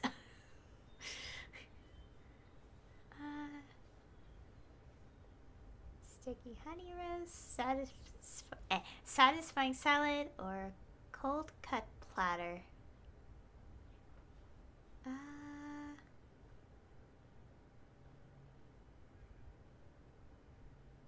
I don't know. I don't think it matters here. It just like pick whatever. Sticky honey roast? Okay, right away. Master Kaeya really likes stewed vegetables, but it takes the most time. So I'll start making that first, and then prepare your meal once that's underway. You seem to know Kaeya's preferences inside out. Of course! I looked after him and Master Diluc when they were growing up. He wasn't always such a complicated character. He was a gentle child, polite and very sweet. Boys, huh? The gentle ones grow up to be wild, and the rambunctious ones become quiet and reserved. At least that's my experience. If there's anything you don't understand about Master Kaeya and his antics, please feel free to talk to me about it. His temperament has changed quite a lot over the years, but he still has a lot of the endearing qualities I remember. I can't always tell if he's being truthful.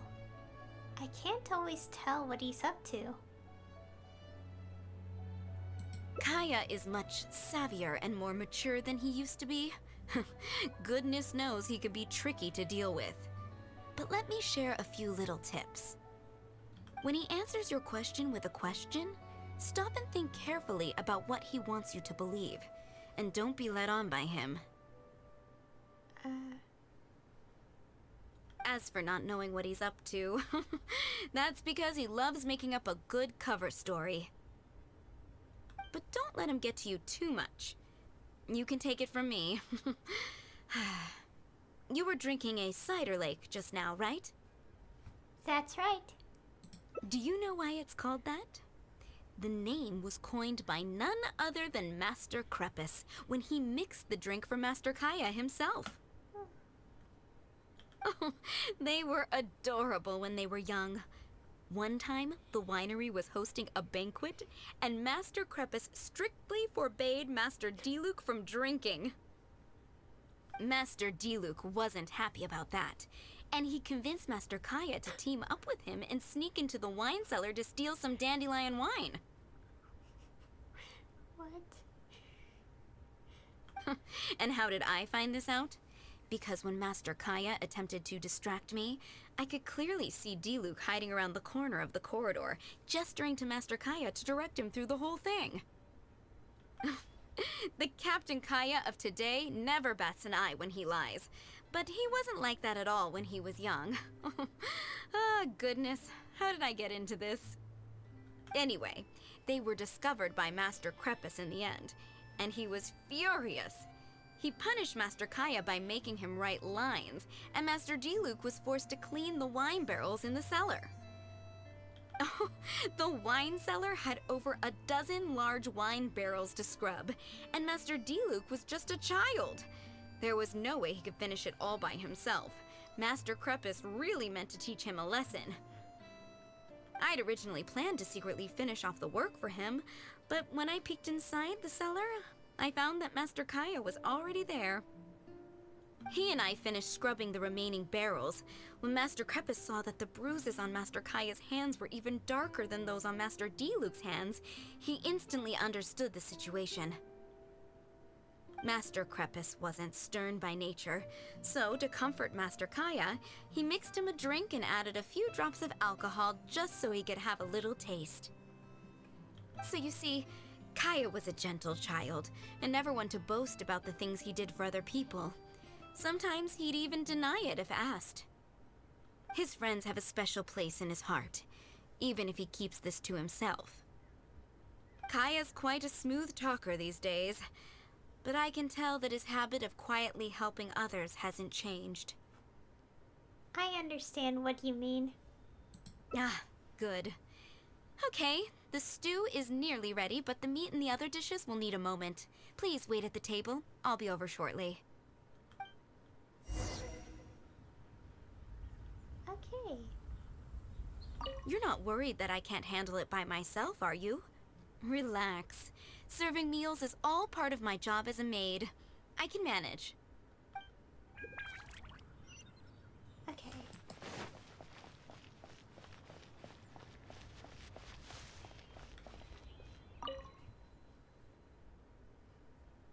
Drinking fine wine, eating Adeline's steak? Ah, now this is what I call a vacation. And I got to hear some stories about your childhood. Oh?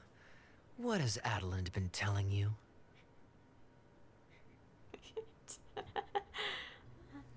She said you were a very smart kid.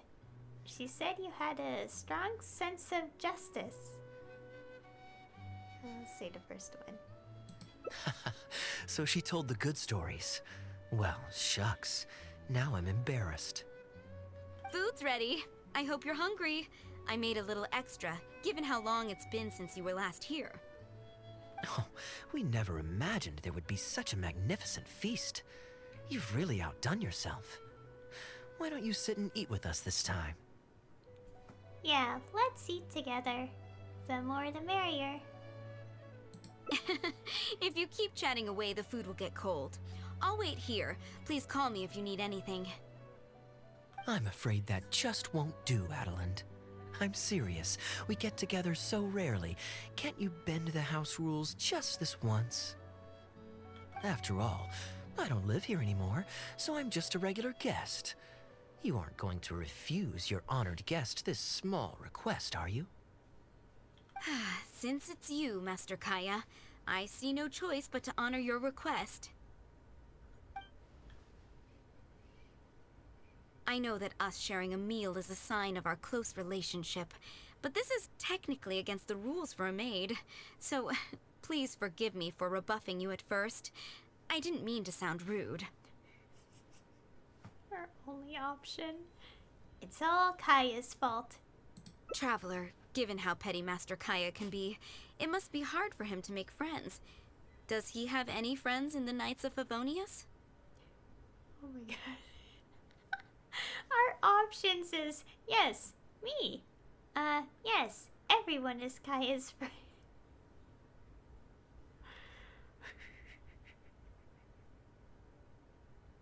The fact that I could pick the first one. I'll pick this one. See? I do have a way with people.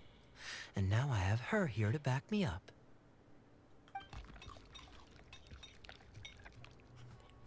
Hello, everyone. Pardon me, but is this Dawn Winery? I'm Guangzhi, a guard with the Secure Transport Agency under the Leo Communications Office. Here's my card. No wonder Elzer felt so strongly about staying. He certainly wasn't kidding about how busy it is. Mr. Guangzhi, a pleasure to make your acquaintance. The pleasure is all mine. The Secure Transport Agency has worked with your fine establishment in the past, though we have only corresponded through letters. I always found it a great pity that I, the overseer of our cooperation, have never had the occasion to visit in person. Why don't we go inside to discuss the details? No doubt the conversation will flow better with some of our wines to taste. Adeland, we'll continue our discussion later. Could you fetch some apple cider for the three of us? Certainly, Master Kaeya. Please wait a moment.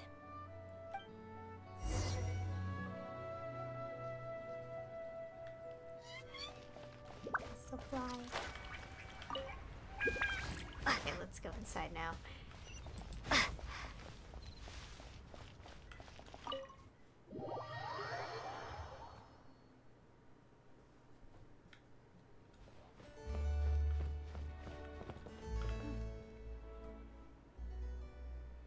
And how might I address you, sir, as well as your... Just Kaeya is fine. I'm standing in today for Elzer, who usually manages the winery's business. And this is my good friend. Hi, I'm Maya.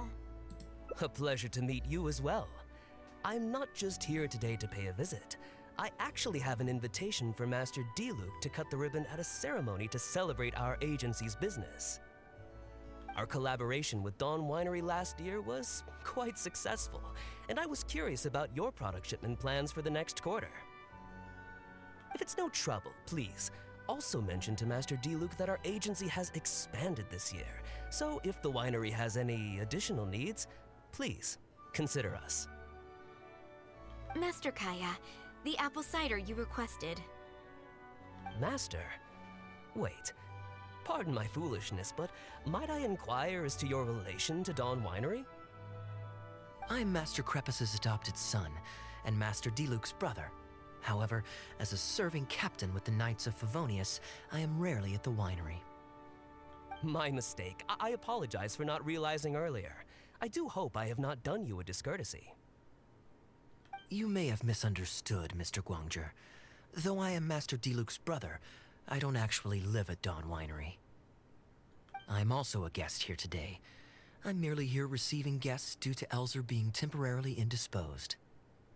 But please, don't worry. I will be sure to extend your invitation to Master Diluc. Thank you for your graciousness. I knew the Dawn Winery's wines were delicious, but I am only now discovering how wonderful the apple cider is. It has a clear and inviting fragrance. In addition to the apple cider, the winery has an extensive collection of reserve wines and liquors. I see you are also a connoisseur of fine wines, so it would be a shame not to sample some. Adeland, please fetch a bottle from the reserve collection in the second floor wine locker. As you wish, Master.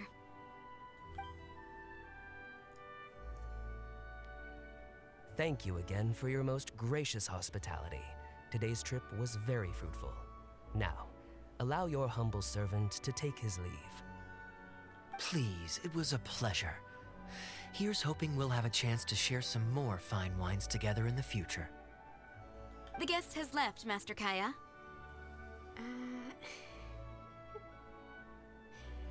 In the end, you couldn't protect the reserve. Kaeya's plan succeeded again. It's no skin off my nose. Master Diluc may have a few choice words when he learns of the situation, but that's all. All I really wanted to say is, you will always be a part of the Dawn Winery family, Master Kaeya. I have never considered you an outsider. No matter when, if you ever feel tired, you'll always be welcome here. I understand, Adeland. Oh, now this is a busy day. Who's at the door this time? Hello, everyone. I'm back. Now that was fast. How are you feeling? The doctor said there was nothing to worry about. I just need some rest. But on the way back, I met someone who was looking for Master Kaeya. Kaeya! Shh! Klee's here to rescue you! Come on! Let's escape! What?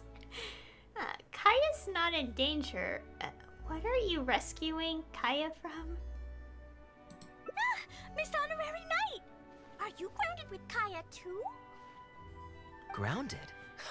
Yes, Albedo was saying something about that. Sumeru was fun, but it can't compare with Mondstadt. So here we are.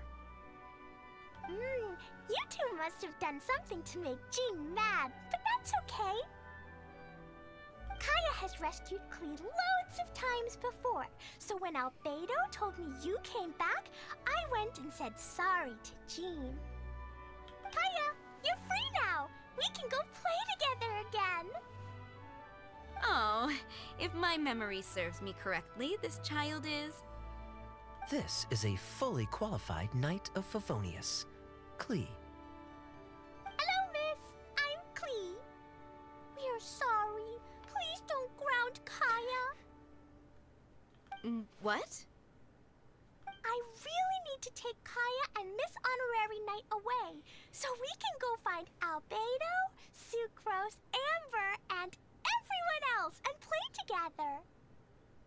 I see. Hello, Miss Klee. You needn't worry. Master Kaeya's grounding is long over. See, Adeland, you don't need to worry about me. I have lots of people to care for me now.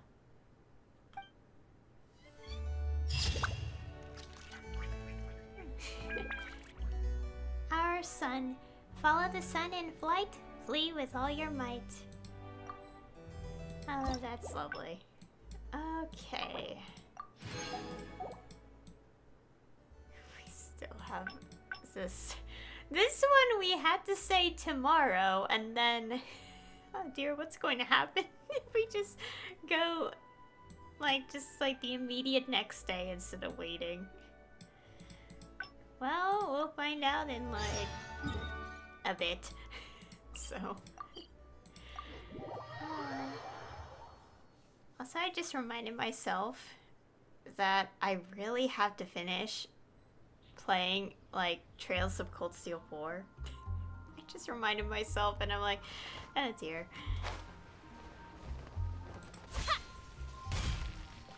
I'm so behind because I want to play Reverie, Trails into Reverie, but I have yet to finish the 4th game. I'm procrastinating.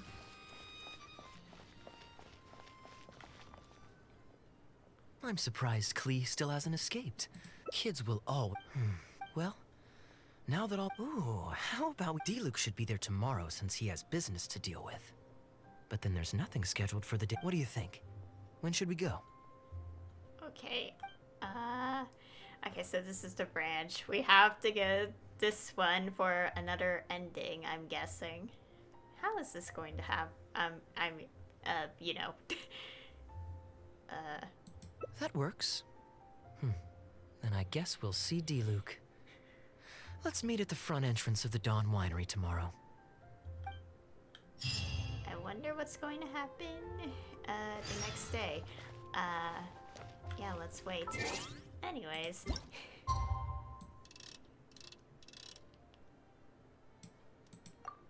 You know, now that I think about it, every single time I tell myself that I should play Trails of Cold Steel 4 now, I'm just so lazy. But I seriously should play it again. I just want to see the end of the game already so I don't have to be, like, procrastinating any longer. And yes, it's random to bring this up, even though it has nothing to do with this game. I was just thinking, because I just reminded myself. Especially since, at least one voice actor from Cold Steel 4 does voice in this game, so I'm constantly reminded.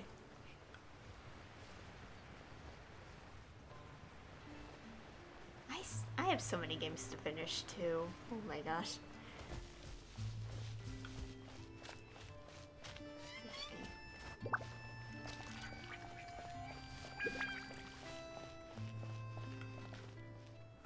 You made it.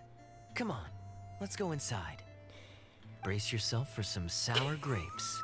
Why did you...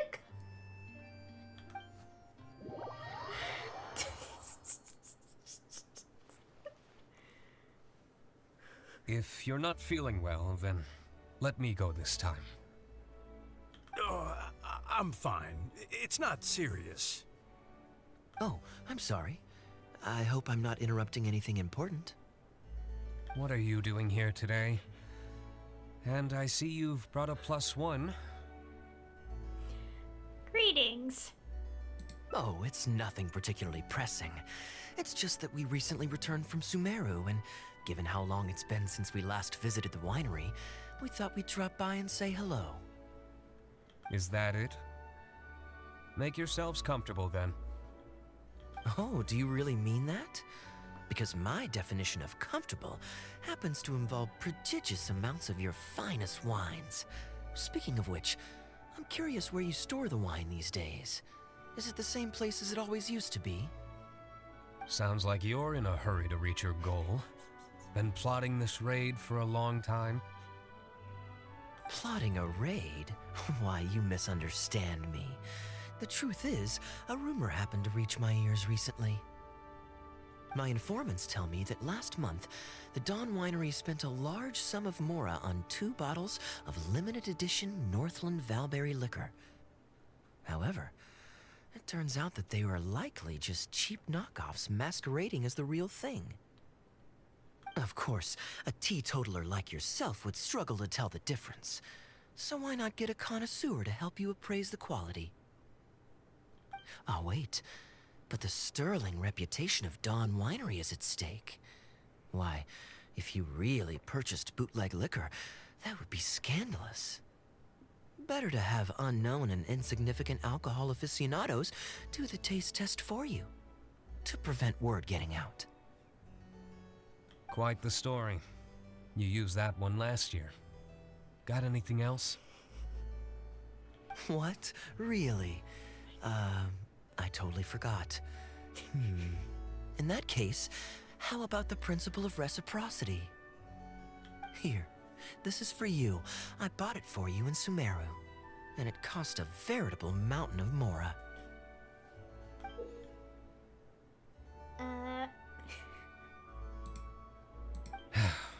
Thanks. Put it on the table. That's it? No comment whatsoever? You want a comment? Okay then.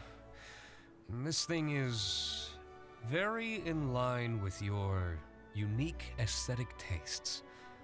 Much like that vase over there. Elzer, fetch a bottle of this year's newest batch from the warehouse, or else someone will keep blathering on with endless excuses. One moment, Master Kaeya. I shall fetch it immediately. What's wrong, Elzer? Are you okay? My throat is a bit raspy is all. It got better after I began taking medicine, but recently it flared up again. Other than a bit of difficulty breathing now and then, it's nothing to be concerned about. Many illnesses are caused by overwork. If you don't get enough rest, medicine alone won't solve the problem. Surely you should have long since handed over the work of the winery to Diluc by now. You can't keep being Diluc's butler. He's becoming a louse. Actually, most of the time he... Take some time off, Elzer. Don't put it off any longer. I'll handle the guild matters. It's important to take care of your health. You have to take it seriously. And, cavalry captain, you would do well to remember that brevity is the soul of wit. Master Diluc, Master Kaeya, thank you both. Then I'll take my leave and rest for a few days. Enjoy your vacation. Though, before you officially clock out, let me head out the door with you. We can grab a few bottles on the way. There's nothing quite like enjoying a quality wine while feeling the gentle breeze against your face.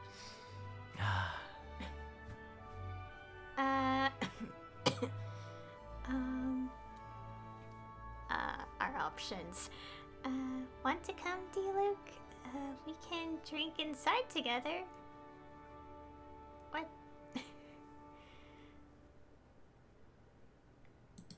Normally I'd accompany you, but unfortunately I still have some pressing matters to take care of.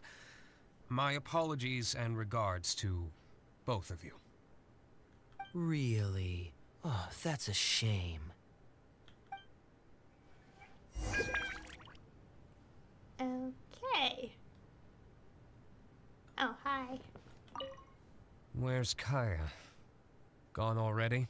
Kaya's still here. What are you working on? Right now, just the usual day-to-day winery business. But I'll be attending a meeting in Elzer's place shortly.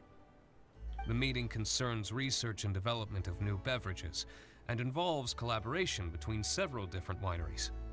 It makes more sense for me to attend anyway. Kaeya can answer any questions you might have while I'm not here. He's quite familiar with the winery. Okay. Wait, are we going out or up? I wasn't paying attention. Oh no, I went the right way. I thought it was... Anyways. I asked Connor to select a bottle of our best. He'll bring it by shortly. You asked Connor?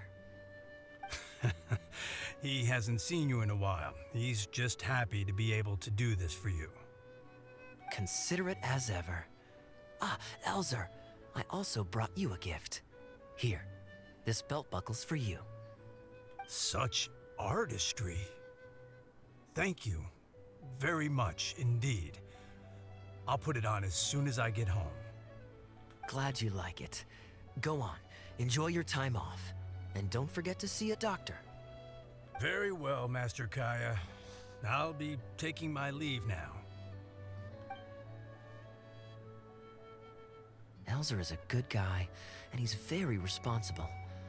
But With 1,000 different things to worry about each day, that same sense of responsibility wears him down. Master Kaeya, your wine and an apple cider for your friend. All freshly fermented this year. Please, have a taste. Traveler, this one's for you. Thank you. Oh, very clear. And a full-bodied aroma. That's rather nice. Isn't it? This one's a little on the sweeter side, but I can go grab a dry one if you'd prefer. No need. Sweet is just fine. Let's drink one together. Don't mind if I do. I haven't caught up with you like this in a long time. We used to always pour the first glass for you when cracking open a new barrel. With you gone these past few years, I've had to drink it for you. Well, since it wasn't me harvesting the grapes, de-stemming, or crushing them, it's much more fitting that you should take the first taste. De-stemming? Crushing?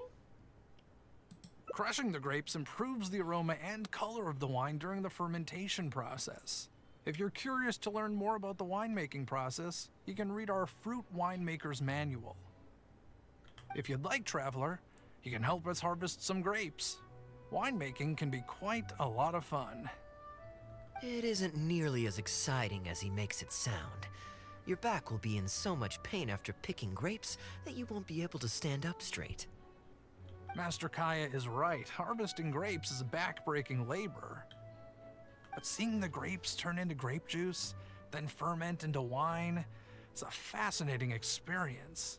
And every person at the winery should have a chance to share in it. Wait, so D-Luke actually helps you with the winemaking? Oh, goodness no. Master D-Luke is far too busy, not just during the day, but even at night. Oh? And just what is D-Luke always so busy with? Well, you know, come nightfall, he's always out there, networking and so on. Master Kaeya, you may be surprised to learn just what lengths Master D-Luke is willing to go to for the sake of the business. Connor, you're an awful liar. I hate to see you struggle. Oh, so Master Kaeya, how do you like your drink? I remember you weren't very interested in wine when you were young. That was the least natural segue in conversational history. Connor almost exposed the Dark Knight hero. That was because the adults said children weren't allowed even a drop. Don't you remember how much trouble D-Luke got in that time he snuck a drink? Ah, yes, of course. Adeline even covered for the two of you. But on a serious note, having grown up at a winery, I spent my childhood watching Tunner plant the grape seeds, waiting for them to ripen on the vine, harvesting them together, and waiting for the alcohol to ferment. Even though I couldn't help with making distilled spirits, watching everyone work was fascinating. How could anyone not love to drink with a childhood like that? So, let us raise a glass to wine itself, and in thanks to the gracious hospitality the winery has shown us today. To our generous hosts, though my drink is non-alcoholic. Hear, hear, to Dawn Winery.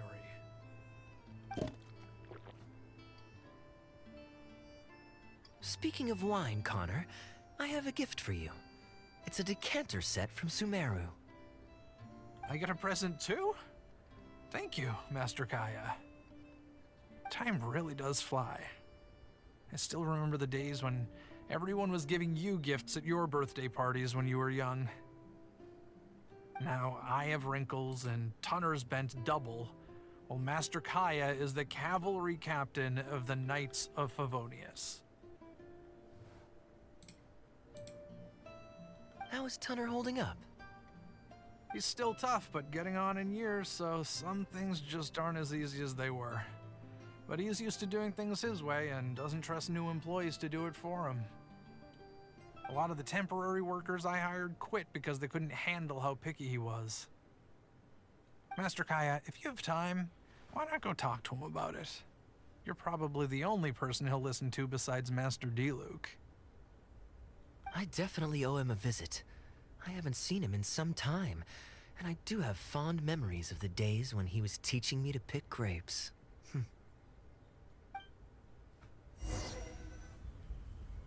Okay, chat with Tunner. Give me a second. Oh, and okay.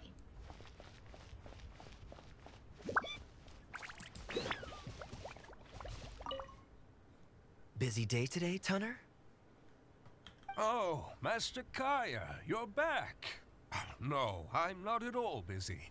I just spend my hours watching the grapes growing on the vine. They're growing wonderfully this year. A few rows are almost ripe. We've already begun harvesting them these past few days, so that'll keep me occupied. Sit. After we're done picking, I'll bring a few bunches over for you to try. No need. We were just drinking with Connor, and our stomachs are so full of wine that we couldn't eat a bite. What about your friend? Doesn't she want to try? I'm not hungry. Thank you. I'll just pick this. Allow me to introduce the honorary knight of the Knights of Favonius. Ah, the honorary knight in the flesh. There are so many talented people in the Knights of Favonius. You all have bright futures ahead of you. Harvesting grapes is hard work. Let me help you. Do you still remember how I used to help out when we were short-handed? I believe I do. In that case, I'm counting on you. I will help too. What's this? Everyone's clamoring to do manual labor? Well, suits me. More help is always appreciated. Come with me, young lass. I'll tell you which grapes are ripe enough, and you can pick them. Okay. Pick grapes.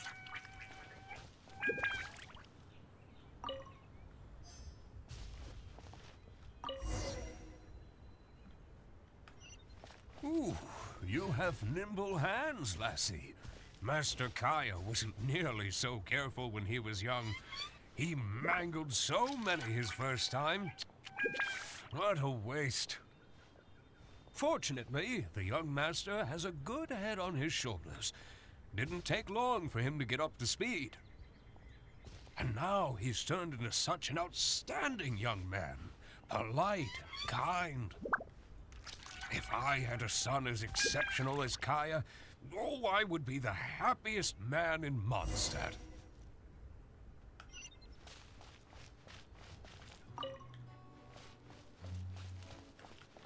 There's a few more rows of grapes up ahead.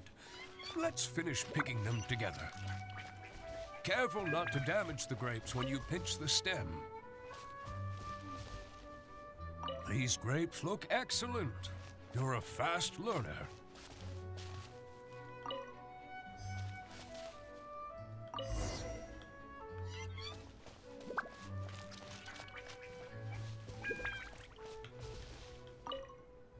I'll take them. Good job. Master Kaeya left the winery and moved to Mondstadt. Just like my own son, Guy. He left home to join the Knights of Favonius, too. I don't know him like Miss Adeline or Master D-Luke do, but I know that no matter how old your child gets, they always need a home they can come back to. And without family by your side, you at least need the companionship of friends. I've been working here for decades and watched him grow up with my own two eyes. Sometimes I get the sense that there is something bothering him. Something deep-rooted. But he guards his secrets closely. Or perhaps he just doesn't want to involve us. After all, I doubt that we could help him. I can see that you have a good relationship with Master Kaeya. Please look after him. He's very dear to us. I'll take good care of him. I think Kaeya is much stronger than you might imagine. Hearing that puts my mind at ease. You're a good child. Thank you. Kaeya is an important friend to me. Wonderful, wonderful. Knowing that he has a friend like you, we here at the winery can be happy for him. You're looking very happy, Tunner. Was the traveler telling you some jokes? No jokes. I've received a letter from my son, Guy. He's really going places. I'm so delighted. Master Kaeya, honorary knight. My eyesight is fading in my old age. Could you read it out for me? Of course. Thank you both.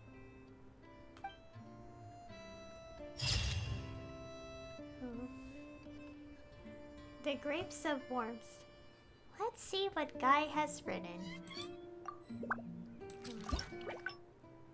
Oh, now we got another ending done. We have one left. Okay.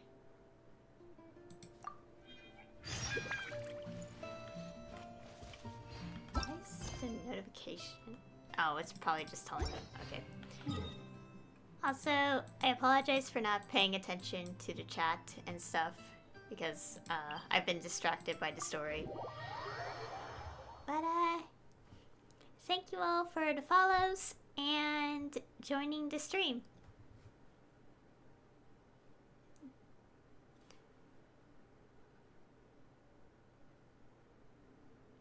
Okay, come on, load Sumeru. Our last ending, because there's 5 endings in the Hangout. This one might take a bit, because it is the last route, so...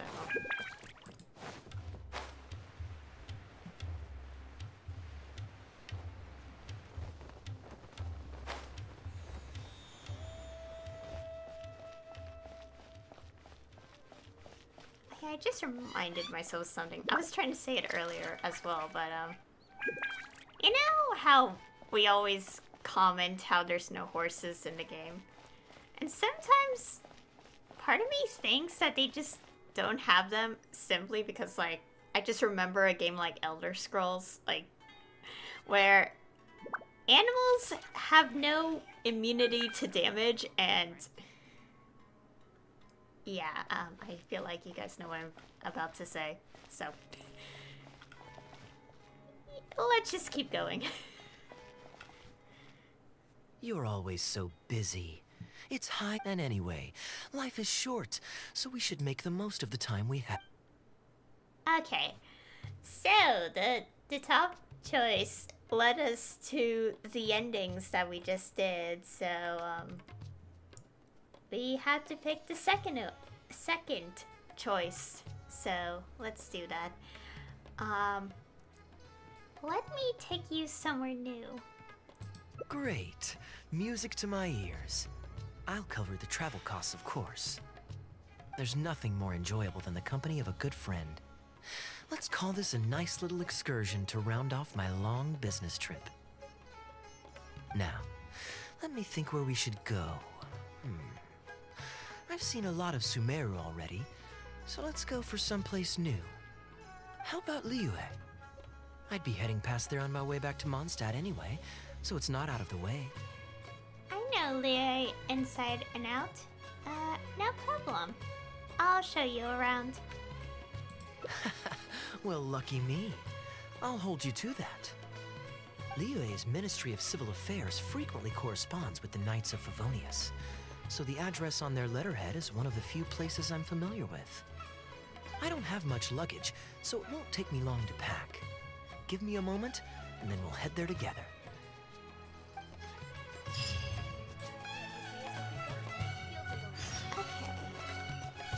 get to Liyue. All the way here. Wonder what this route is about.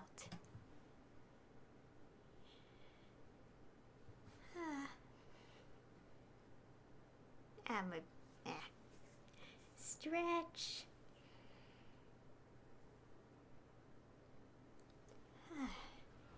Okay.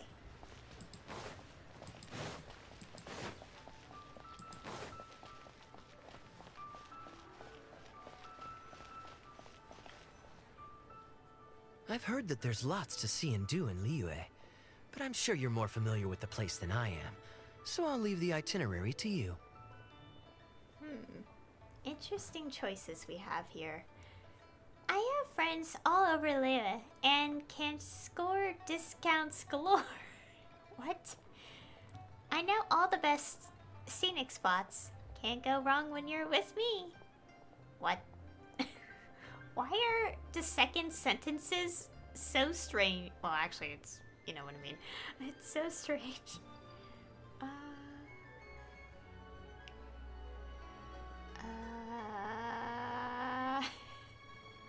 Guess I'll pick this one. Excellent. Well, hopefully I'll get to know some of these friends for myself. It's such a satisfying feeling to just drop everything, go on a long trip, and see something new. Who knows who we might cross paths with?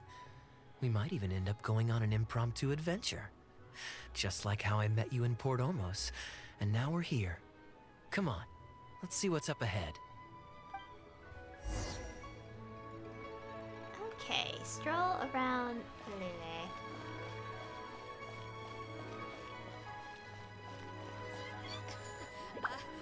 Join the Adventurers Guild.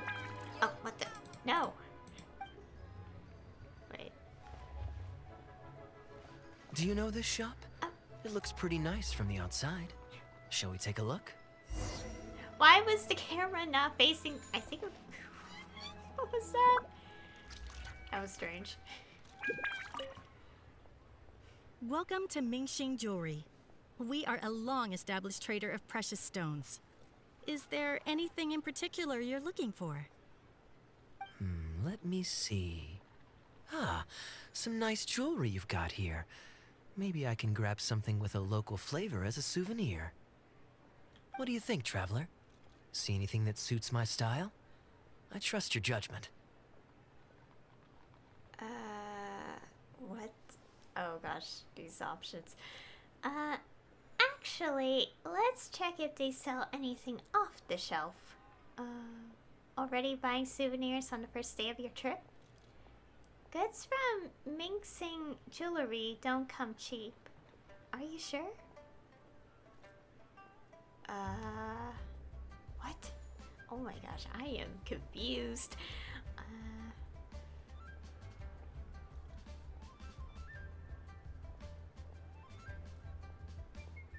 I want to pick either one of these.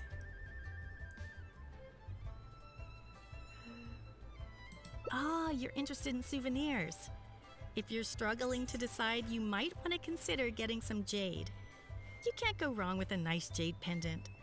They're an elegant addition to your look, whatever your age or gender. If you're looking for a specific design, we can make it to your specifications. It does take some time to fulfill an order, however. High-quality jade is hard to come by, so our waiting list is at least a couple of weeks. Oh, that's a pity. I'm just visiting and I won't be in town for very long. So as much as it pains me to do so, I'm afraid I'll have to leave this beautiful bijou behind. No worries at all, sir. If you're looking for something off the shelf, why not go and see Mr. Shurto at the Jade Mystery? He also deals in jade and precious stones. Ah, the guy with the uncut stones. Ah, you the jade betting guy? What? That's just... Exactly. But on that note, let me give you a word of advice. There's no risk in purchasing a piece of jade that's already been cut. But you could lose all of your mora betting on uncut rocks.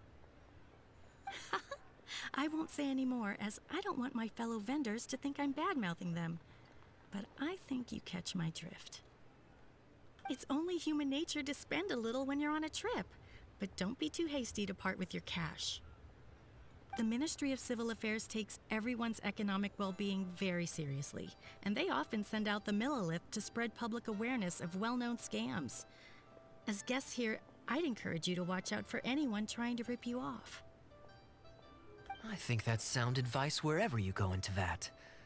We appreciate it, boss.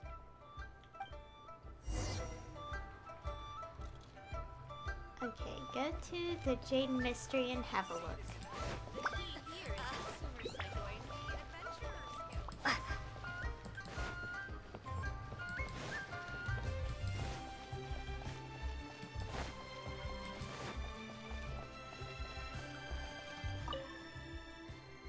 Welcome! Looking for uncut stones or pre-cut jade? We've got plenty of both for your viewing pleasure. Uncut stones. Ah yes, we were just briefed on that. Let's take a look at the pre-cut jade. We should be careful. We mustn't rush into a purchase. I believe I detect a quiet but distinct tone of apprehension in your words. Please rest assured, there's nothing to be quite so wary about with my business. Feel free to peruse at your leisure. I think you'll find that everything I do here is entirely above board and legitimate, and I sell only pure and unadulterated goods. No scam guaranteed. Sure, you can bet on jade and lose if you're unlucky, but that doesn't make it a scam. My terms are clear and transparent, and I only do business with willing customers. What scammer can claim that? Sounds perfectly reasonable. At the end of the day, it doesn't matter how much the vendor is charging. If the customer decides to hand over their money, they're taking the bait of their own free will. Yes, exactly. I'm glad you understand. Although your peculiar phrasing at the end there, you almost make it sound as if I really am scamming people. Anyway, betting on jade is what it is. Feel free to try your luck, but if you can't afford to lose, then it's not for you. We don't need to cause each other any trouble. I'll leave you to browse at your own pace now while I deal with other potential customers. Amber-colored jade would probably make for a good souvenir. Are you really thinking of buying it? Why not? This is a quirky little place. Somehow, I'm inclined to entertain him for a bit. These core lapis pieces are more a dozen. I have better quality pieces than these.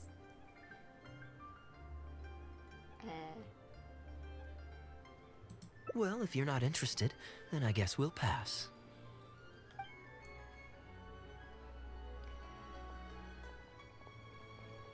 Ahoy there, Captain! Fancy seeing you back in town. Struck any gold lately? What, a poor sailor like me? You must be joking. I barely managed to make ends meet. What about you, Chateau? Still scamming people with your pile of rocks? Hey! Keep your voice down. Can't you see I've got customers? But more to the point, when have you ever seen a customer get scammed in my store? I mean, you want the full list? Or... Hold up, is that... Captain Kaeya! What, brings you to Liyue? Oh, just taking a short trip with my friend. It's been a while. Yes, it's been a good while, hasn't it? Anywhere you'd recommend I visit while I'm here? Let me think. Wanmin Restaurant's always a pretty good bet. Chef Mao's daughter is a skilled chef, and their prices are very reasonable. My wife can't get enough of their boiled fish. You could give that a try. And, speaking of my wife, she won't let me forget what a great help you've been to us before. So thank you, on her behalf. Your wife? Ah, yes. How is she doing these days? Keeping well? Very well, thank you. Very well. Anyway, I've got something I need to do down at the South Wharf, so my apologies, Captain Kaeya, but I'd better get going. All right. See you. Ah, I finally remembered who that was. Captain Wu. He runs a transport business between Mondstadt and Liyue. I see. So you went through that whole conversation with no idea who you were talking to. Well, that explains the generic pleasantries and the general awkwardness. Old Wu's usually quite the chatterbox, so it's very unusual for him to just take off mid-conversation. How exactly do you two know each other anyway? Maybe he owes Kaeya money? Or maybe he owes Kaeya a favor? An educated guess. Yes, you could put it like that. It's pretty straightforward, honestly. The captain was making a delivery to Mondstadt when his ship sprang a leak. He overexerted himself fixing it and keeping the cargo dry, and ended up passing out from exhaustion. I took him to Mondstadt to recover. Well, it still seems strange to me. Sure, he's hardly the most charming conversationalist, and he's also mighty stubborn, but all of us know Old Wu is an honest and kind-hearted man. His eldest was once playing on that big rock over there when he took a tumble and injured himself. I helped to patch the kid up, and the next day, Old Wu was here to buy a couple of uncut stones. I'm just surprised he was so quick to excuse himself, that's all. Normally, he's the kind of guy who, if you run into him on the street and he owes you a favor, he'll grab you by the hand and thank you profusely until you ask him to stop. Well, stubborn I can believe. Someone had drilled a gaping hole in his ship, and the water was coming in fast. How he managed to make it all the way to Mondstadt, not to mention with his cargo intact, I have no idea. Someone drilled a hole in his ship? Oh dear. There must have been one of the less savory captains out there trying to sabotage his business so they can squeeze their way into the market.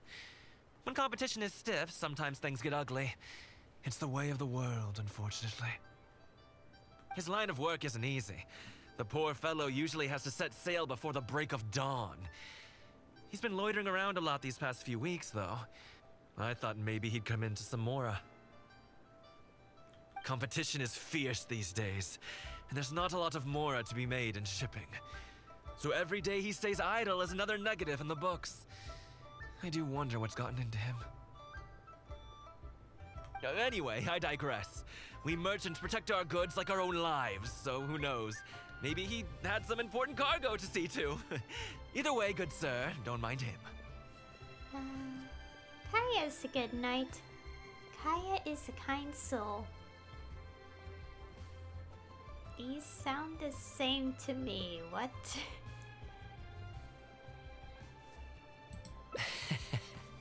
I am an upstanding member of the Knights of Favonius, after all.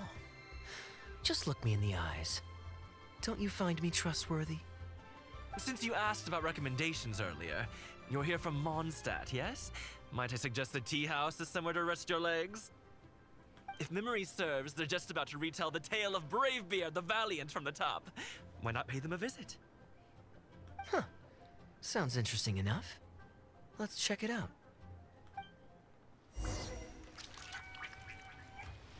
Okay.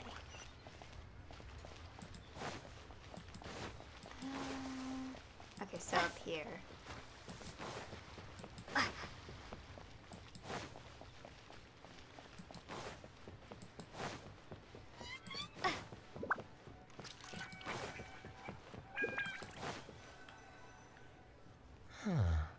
So this is the Huyu Tea House. Let's find some seats. We meet again, Captain Kaeya. What a coincidence. Twice in one day.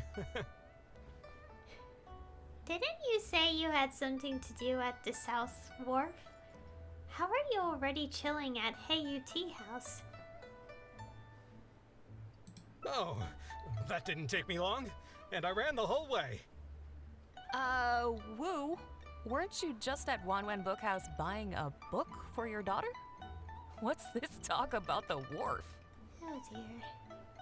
Shh, just leave it be, Anjong. There's no need to embarrass him right in front of everyone else. I take it that you two aren't from around these parts. I'm a caravan guard by trade, and meeting people from all over the world is one of the main perks of the job for me. Why don't you join my table so we can get to know each other? Oh, Seems like the tea house is the place to be in Liyue. Feels like I'm back in the angel share. Did you manage to get something for your daughter just now, Captain Wu? Yes, thank you. If it weren't for you, Captain Kaeya, she might not have even made it into this world. I'm so lost, Wu. What's the story here? Your wife's originally from Mondstadt, isn't she? Did you run into Captain Kaeya when you were there on business, or when you were visiting the in-laws? The latter. So wait, you two have met more than once? Oh, this is so humiliating. Anyway, back when my wife was pregnant, we were taking a trip to Mondstadt to visit her parents this one time, when we were mugged by a group of treasure hoarders near Dawn Winery. Oh, that sounds awful. Were either of you hurt? I mean, he's still here, and he's still got all his limbs, so they can't have roughed him up too bad. I'm guessing Captain Kaeya stepped in before they could do either of you any serious harm, huh? Yes, he did. Thankfully, he heard my wife crying for help and drove them away. My wife was injured and quite shaken up by the ordeal, so he took her to the winery and asked them to look after her. So what happened to you? Where did you disappear to? I was in the water. Huh? What did you jump in the water for? You know they can still get you in there, right? No, that's not... They threw me into the water and, stripped me of all my clothes. They did what? Did they have a weird fetish or something? Stripping a sailor naked and throwing him into the water. It's not like you were going to drown. So, then what? I take it you swam to shore? The treasure hoarders always move in groups, and fighting back when you're outnumbered isn't usually an option. It's no surprise that they quickly overpowered Captain Wu. I'm just glad that everyone made it out all right at the end. Captain Kaeya, please, there's no need for you to try to save face for me like this. I already owe you so much. You don't have to do anything more.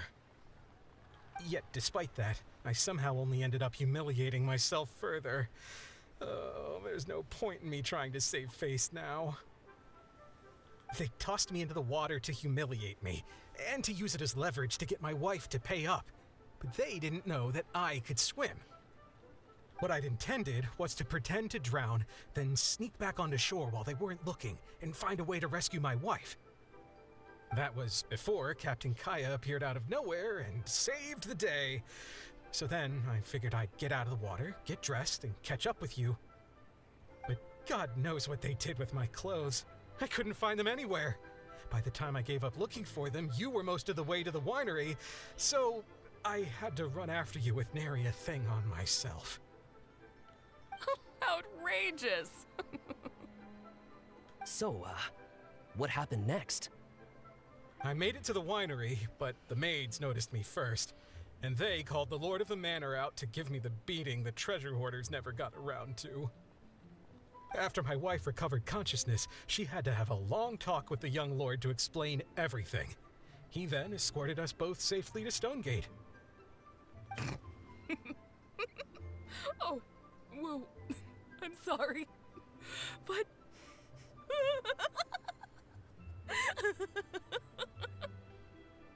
Ugh, good luck living that one down.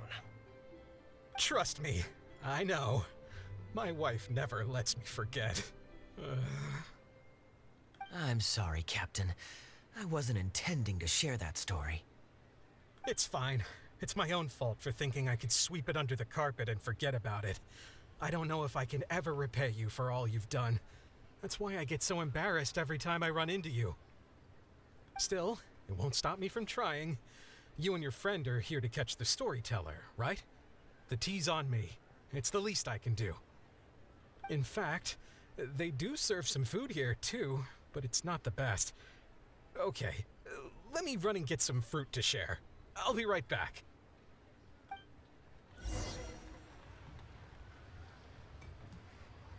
Okay, that was, interesting. I wonder how much Fanaria caught of that. Old Wu really has no filter, does he? Oh, poor Wu. Oh, gosh. I'm so sorry. It's just...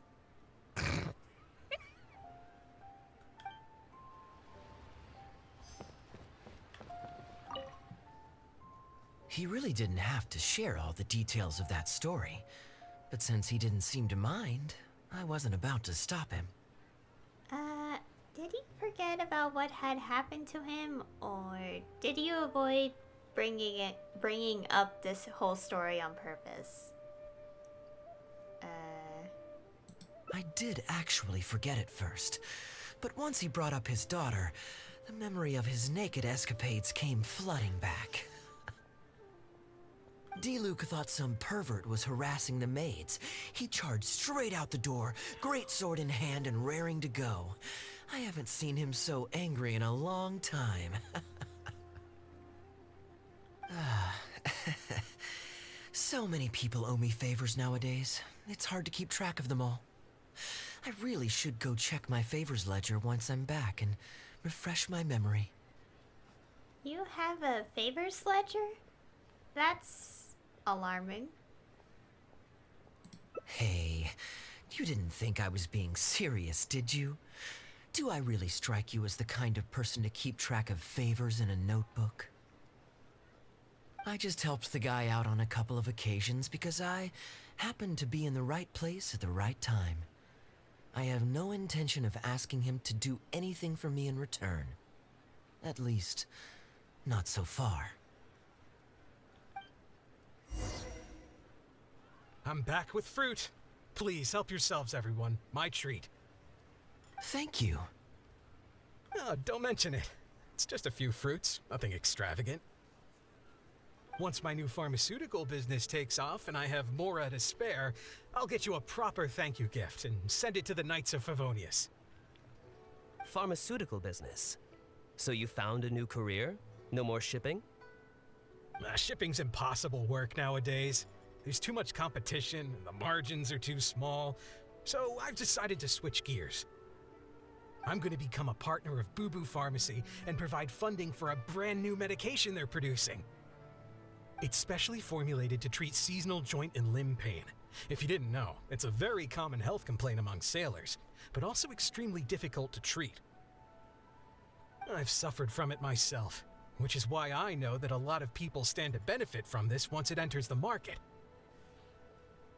It's a good cause, and a stable source of income. Whichever way you look at it, it's a step up from the back-breaking work I did before. I've already had some talks and invested 1 million mora for the first round of funding. That's impressive, Wu. I wouldn't have thought you had the connections for something like that. So is it Dr. Baiju that you're in talks with? Oh no, not Dr. Baiju. Actually, it was his master, Dr. Baifudze. His medical expertise and clinical experience are second to none, and he really cares about his patients. He gave me a few of his traditionally formulated bone-strengthening pills when he saw me suffering from my leg pains one day. It was like a miracle cure. The pain immediately went away. Dr. Baiju's master? Yeah, I told him I'd be enthusiastically recommending his medicine to the other guys at the docks.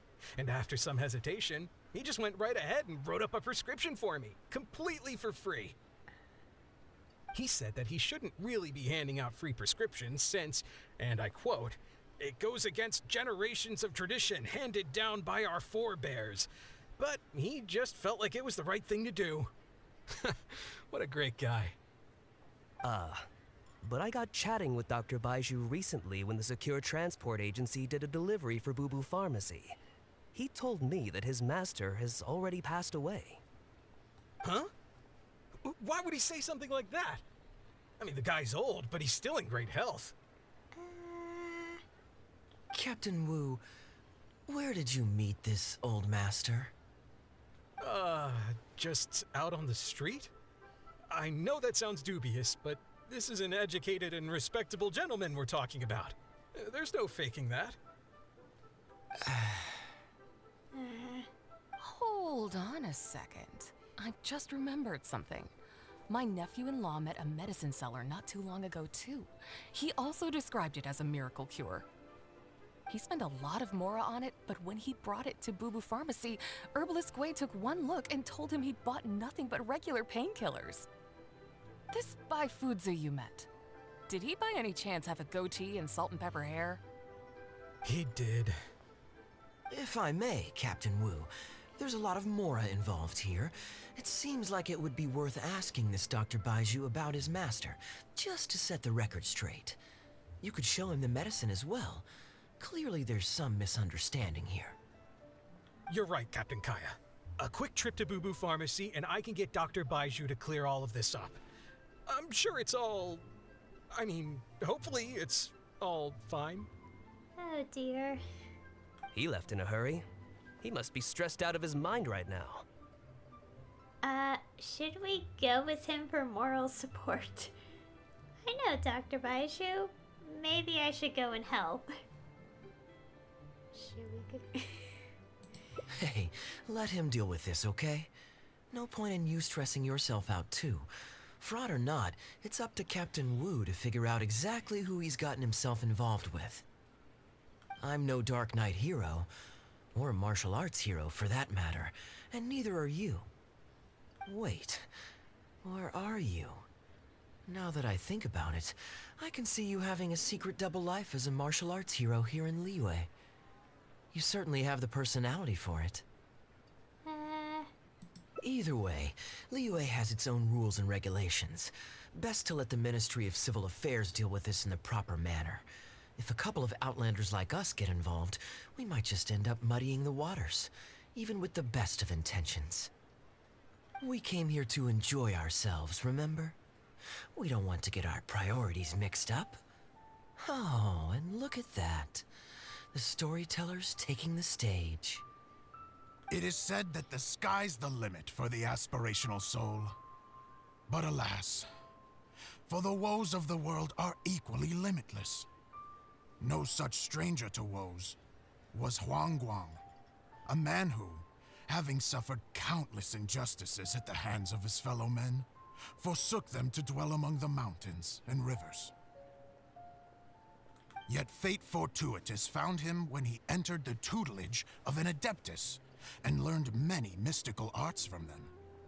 Per his master's wishes, he then returned once more to the human world, only this time with a sworn duty to cleanse the land of demons and to see justice done wherever he might tread.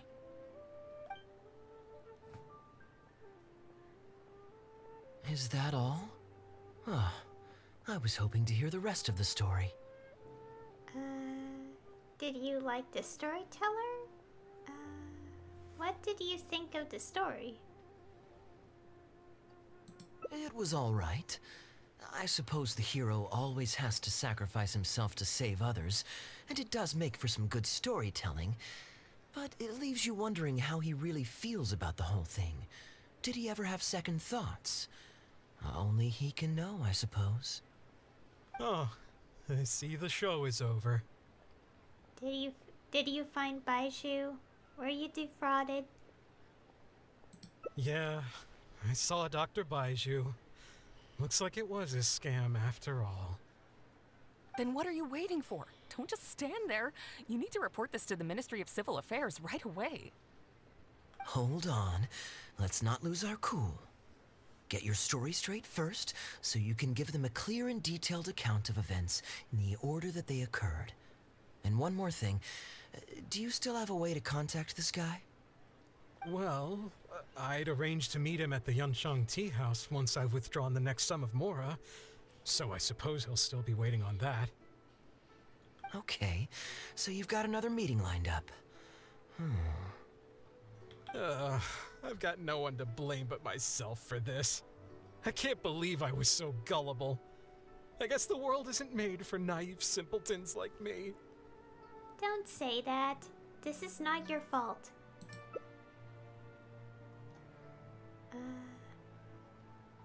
Your good nature is nothing to be ashamed of. The way he abused your trust is despicable. Young lady, you're a good person. and I'm touched by your words of comfort. Still, it's up to me to find a way to get my Mora back. The consequences are mine alone to bear. At my age, I'm sure I should be comforting the young with words of wisdom rather than the other way around. What does that say about how I've spent my life? What is it, Kaeya? Got a solution? It's obvious, isn't it? He needs to report the case to the Ministry of Civil Affairs. But I want to help. There must be more we can do. Come with me.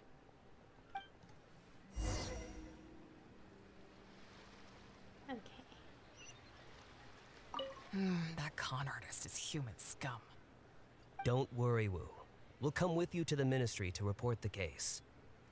Surely I'll be able to get my Mora back. Probably. Hopefully.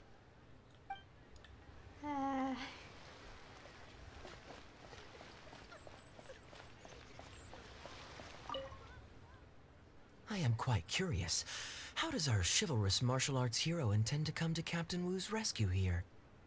There are countless victims of injustice in the world. We can't try to help each and every one of them, can we? Okay, our options.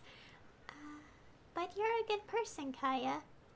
Right now, we can at least help one person. Oh, I'm surprised. I didn't know you thought of me as someone who helps other people unconditionally. I'm genuinely flattered.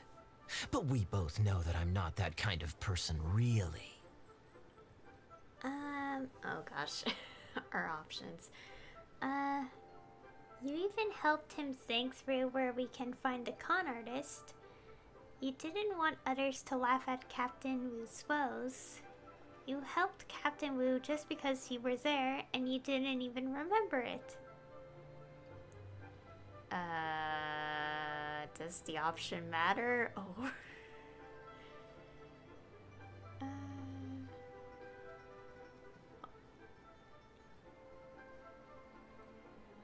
I don't know what to pick.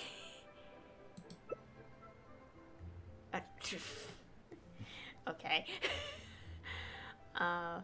And that's why I believe you'd be willing to help. Okay. Your logic is very straightforward and quite endearing in its simplicity. But I like how you think. So I'll indulge your martial arts hero aspirations for now.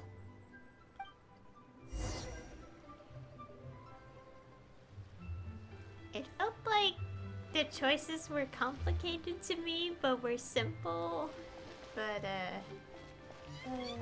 okay. Oh. Captain Wu, how would you feel about owing me one more favor? I'm sorry, Captain Kaeya? Let's say, hypothetically speaking, I found a way to recover your Mora that would leave the man who defrauded you feeling angry and frustrated, but give him no way to get back at you. If it could be done, and the only cost was owing me yet another favor, what would you say? What exactly are you getting at? The traveler here is adamant that you should ask me for another favor. Personally, I blame the storyteller. After the inspiring tale of Bravebeard, she's all gung-ho about playing hero and righting this injustice once and for all. Captain Kaeya, young lady, thank you. I will humbly accept your kindness. All right. Now here's what I'm thinking.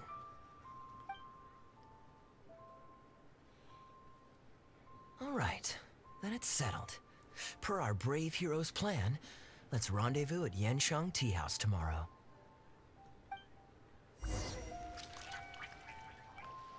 Okay, wait till the next day.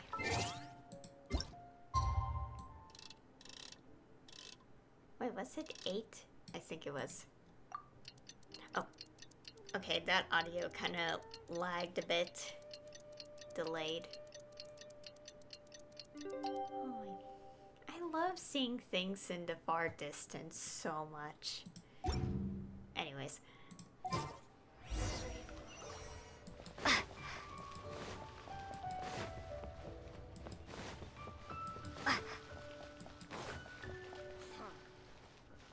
Ah, you're here. Good. I'll head upstairs first, and you join me in a bit. You've got nothing to worry about. As long as this lucky coin's in my hands, it'll do as it's told. Before I toss the coin, I'll get our guy to bet heads or tails. Then it's your turn to bet. Now remember, if I touch my chin, you bet heads. If I touch my forehead, you go for tails. Okay. Got it. Okay, he leaves. Everyone is in position. The plan is risky, but if anyone can pull it off, it's Kaeya. Hello. Are you waiting for someone? Sorry, I must have spaced out for a second there. I'll head up now. As long as you follow the rules of the tea house, you're welcome here. Please be our guest. It's for head tails. Okay. I'm trying to pay attention to, like, because the blue keywords are important, so I'm like, I have to pay attention. From the way you describe it, Liyue does sound like an attractive place to settle. Perhaps I might have to make the move here after all. All that awaits me back in Mondstadt is a horde of insufferable sycophants. Truly tedious. The reason I left home in the first place was because I was reluctant to simply live off of my inheritance. I understand. For one as ambitious as yourself, Mr. Rich, living off of the family fortune must feel like the dullest existence in the world.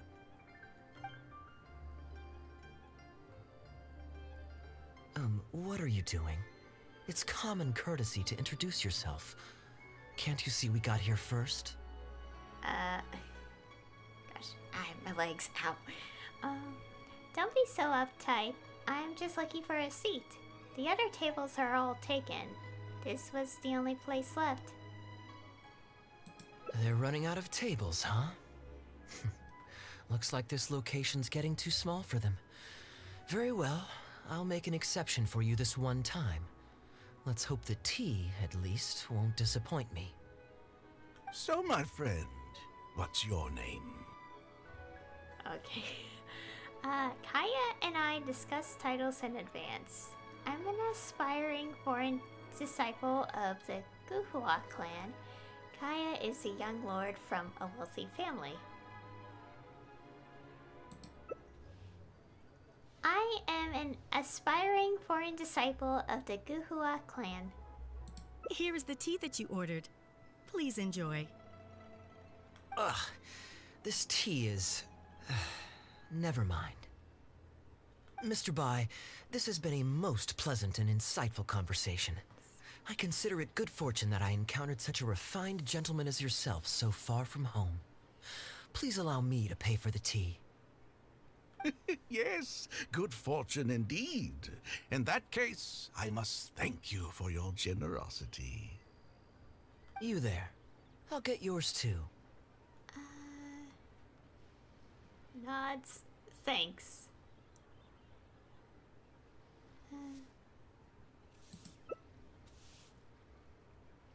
Far from home? Where are you originally from? Oh, you can't tell? My family's lived in Mondstadt for generations. I got bored sitting around at home and decided to set off on a journey to expand my horizons. The sights of Liyue Harbor are rather spectacular. I've half a mind to buy a waterfront property here so I can come vacationing every year. That would be quite nice. If the family would spare me a little loose change, I could even invest in an antique shop or two so I have something to do during the day. But waterfront properties are so expensive. Flaunting your wealth much? Show off. And? The point of life is to enjoy yourself. If something makes me happy, it's worth every mora. Mr. Rich, just to clarify, that's quite a large sum of mora as far as the common woman is concerned. It's understandable that our friend over here feels out of her league. The name's Albert, surname Rich, but only the servants in the house address me as Mr. Rich. Now that we're so well acquainted, Mr. Bai, please just call me Albert. Albert does have a nice ring to it. It is my honor to become friends with someone of your caliber. You flatter me. What say you to acting as my guide during my time in Liyue? I'll pay you handsomely, of course. Naturally, board and lodging would be included. And I could pay you in the region of 50,000 mora per day? No need, my good friend. I shan't be so vulgar as to take your mora. We're both men of character. The pleasure of your ongoing acquaintance shall be ample reward in itself. To join a noble gentleman on his travels is a rare opportunity. Please, let me draft up an exact itinerary. I'll make sure to give you the experience of a lifetime. You there. You're welcome to join us if you want. Which clan did you say you were with? The Hoo-Ha clan or something? It's the Guhua clan. Guhua, huh? Strange choice of name. Gotta say, I've been in Liyue for a while now. This is the first I'm hearing of them. I guess they're one of these obscure ones who keep to themselves. Yes, well, there are many martial arts clans and factions in Liyue. It's only natural that you haven't become acquainted with all of them. Ha, fair enough. Still, weird name. Bet they have some even weirder practices. Seriously though, what kind of skills do you guys train anyway? It's all for show, right? I saw some people performing a few tricks down at the wharf. Is it that kind of thing? The Guhua clan is devoted to the teaching of martial arts. If you're comparing the Guhua clan to street performers, we have nothing to talk about. I will take my leave now. I'll get my own check as well. I already told the server to put it on my tab. Don't bother getting her to split the bill. It'll only complicate things. Our master teaches us not to accept free favors. I was merely passing by. Your generosity would be better served elsewhere. Young lady, there's no need to take things so seriously. Why don't you loosen up and enjoy the free drink? Are you trying to make a point by throwing my generosity back in my face? All right then. What if I say your bill is mine and don't let you pay?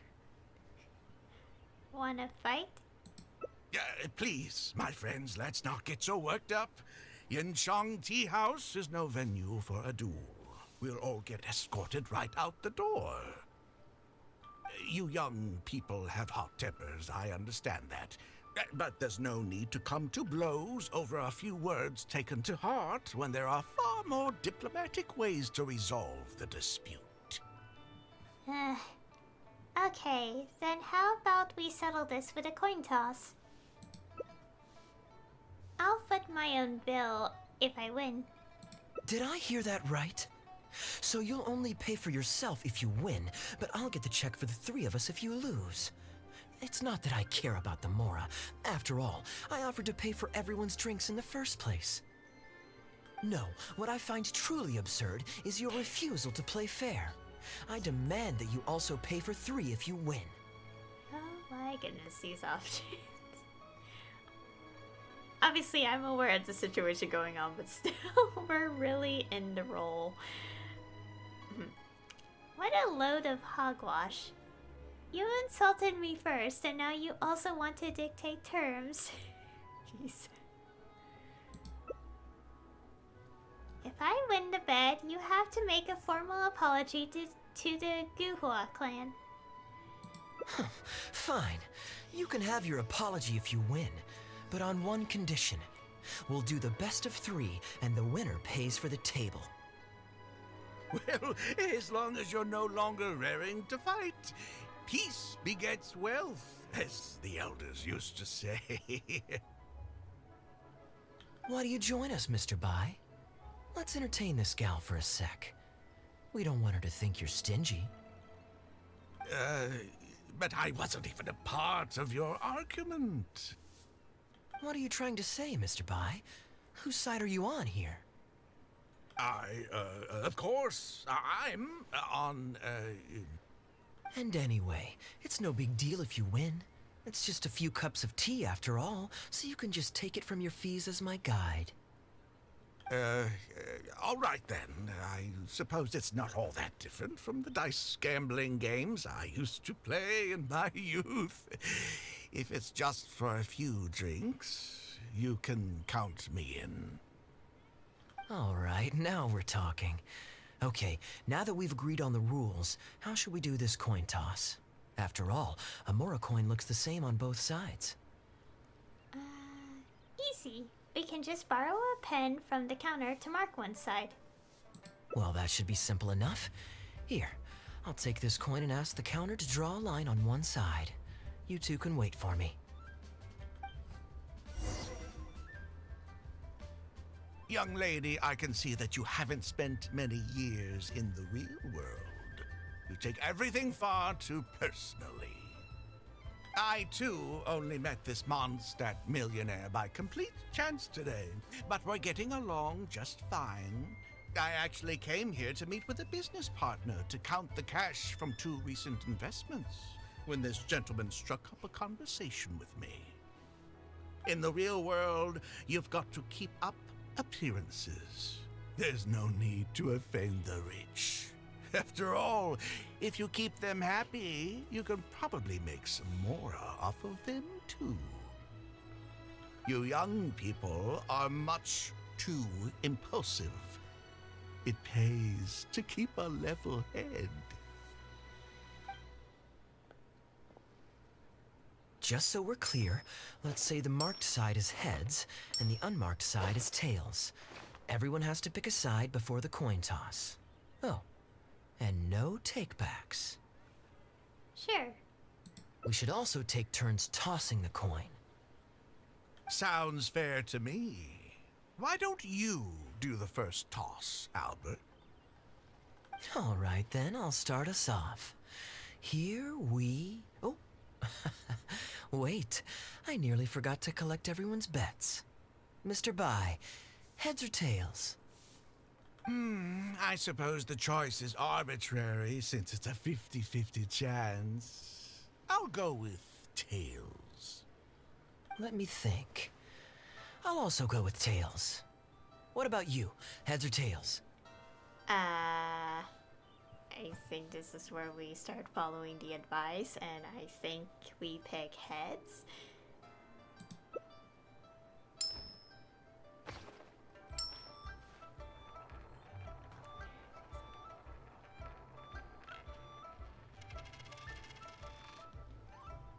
Tails, just as planned.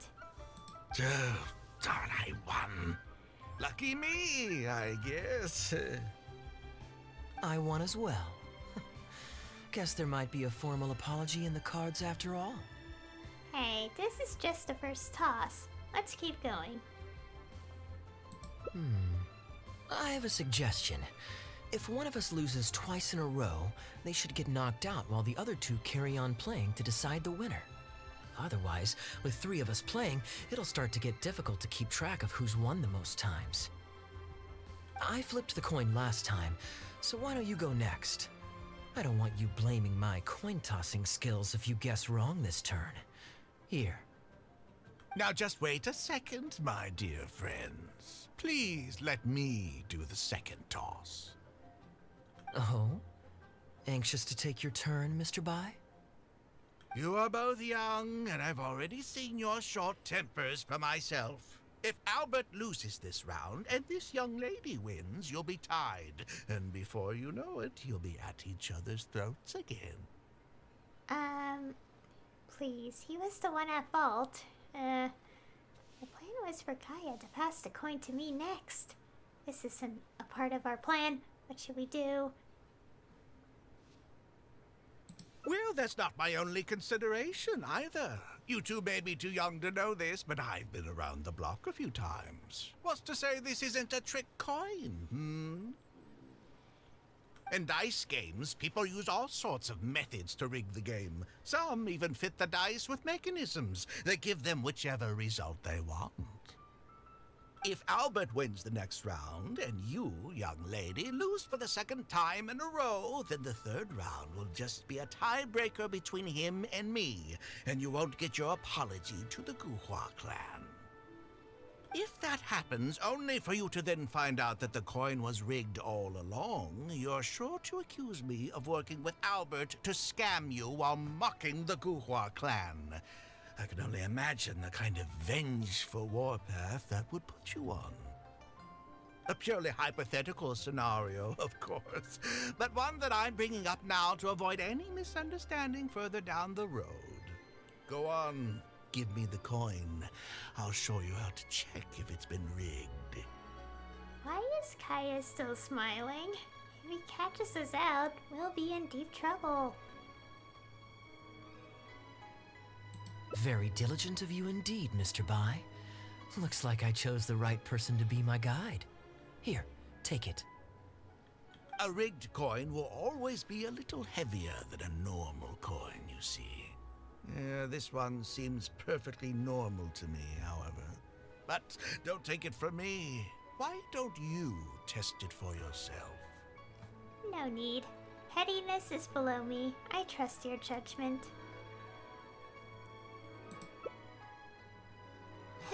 That was a close call. What's your bet this time, Mr. Bai? I'll stick with tails. Tails, huh? Well, you seem to have a feel for this, so I guess I'll match your bet again this round. Tails it is. And you? I guess we pick heads again.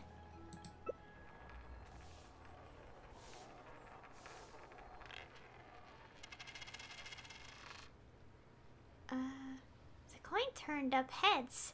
Was that just a lucky guess? Or has Kaeya already... Well, my luck's still just about holding out. The three of us are now tied, so no one drops out. Certainly better than Albert and I going head-to-head in the final round. My turn. Well, here you go. What'll it be, Mr. Bai? It's a tough decision this time. That's what makes it fun, isn't it? Anyway, there's no need to stress. What's the cost of a few cups of tea compared to 50,000 I'll be paying you every day? You make a good point. All right, I'll take heads.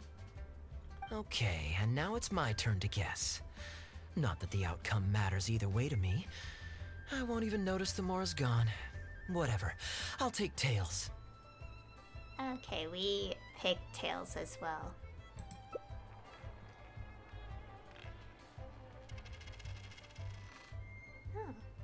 Fortunately, the coin turned up heads. Now it's Kaeya's turn. Why did it have to be heads? This whole thing started because you two got into a spat, and now I'm the one that has to foot the bill. What say you to another round? Sure, why not? I'm having fun. I can go for as many rounds as you want. I'm out. You guys have fun. What a miserly person. Do as you please. The two of us can play.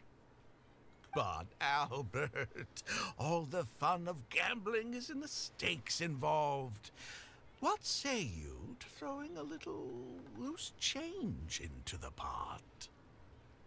Oh, come on now. No need to walk on eggshells here. Let's keep it simple, shall we? If you guess right, I pick up the tab. But if you guess wrong, I'm afraid it's still on you. Sure. That's exactly what I was thinking. Well, here's the coin. You can toss first. I'll take heads. I'll choose... Wouldn't it defeat the whole purpose of betting if you guessed the same as me? This is a two-person game now. Surely one of us has to guess heads and the other tails. All right. It all comes down to luck, after all. I'll take tails.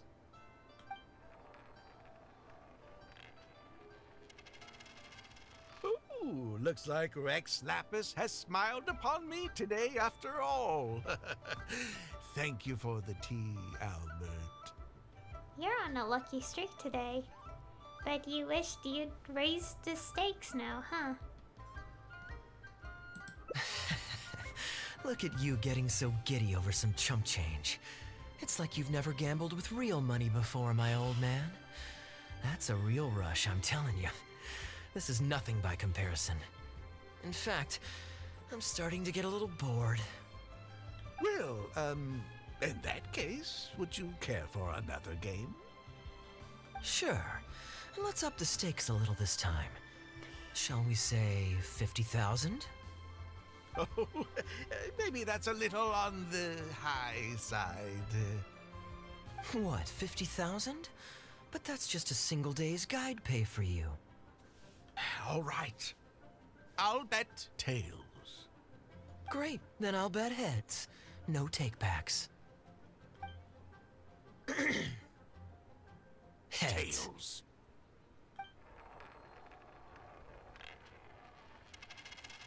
Oh, how unfortunate. I shouldn't have gotten greedy. After all, in the long run, gambling is always a losing game. 50,000 more. My goodness. Albert, I'm terribly sorry, but as it happens, I forgot to bring my coin purse with me today. Could you perhaps take this 50,000 out of my guide fees? Call it an advance payment. That would make us even. Advance payment? Sorry, I'm afraid that's not my style. It'll have to be cash. This day just getting better and better. Well, so be it. 50,000. Let me see what cash I have on me. Just 50,000? That's not what we agreed on. Huh? What are you talking about? I think you'll find that our bet was for 50,000. No, it wasn't. The amount was 1 million. 1 million? Are you insane? Come on now, Albert. Be serious. A million here and a million there might be all fun and games to you rich types, but to ordinary folk like myself, this is no laughing matter. I'm being perfectly serious. I know what I said, and what I said was 1 million mora. You're lying through your teeth. Hey, young lady, you tell him. Did you hear him say 1 million at any point during our bet? Yeah. He said 1 million. Huh? What the? I'm not deaf, you know. I swear I heard 50,000. Wait. Oh, I see. You two are in this together. I never met either of you before today, and out of nowhere you suddenly roped me into betting over a coin toss, and now you're accusing me of owing you 1 million mora. Huh? Do you have any idea who you're trying to cheat? I know all the tricks in the book.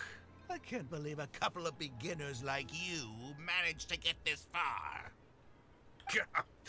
Well, don't you try to celebrate just yet. You amateurs have a lot to learn about the art of the con. Do you really think that nobody else will have heard all the commotion we just made? All I need is one witness, and this little scheme of yours falls apart. Frauds! Frauds, I say! These two kids are trying to scam me out of my hard-earned mora! Hostess! Oh, hostess, come quickly! How pathetic. What is going on here? If you can't abide by our rules, you're not welcome at Yenshang Tea House. I don't care what the issue is. You don't get to make a racket like that in here. Halberd! Fang! Wait, don't throw me out! These two con artists are trying to steal my Mora. You can't let them get away with it. Well, let's take this somewhere else. I don't want any of you disturbing the other guests. Okay.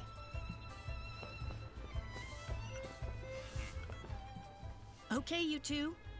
Care to explain yourselves? Gladly.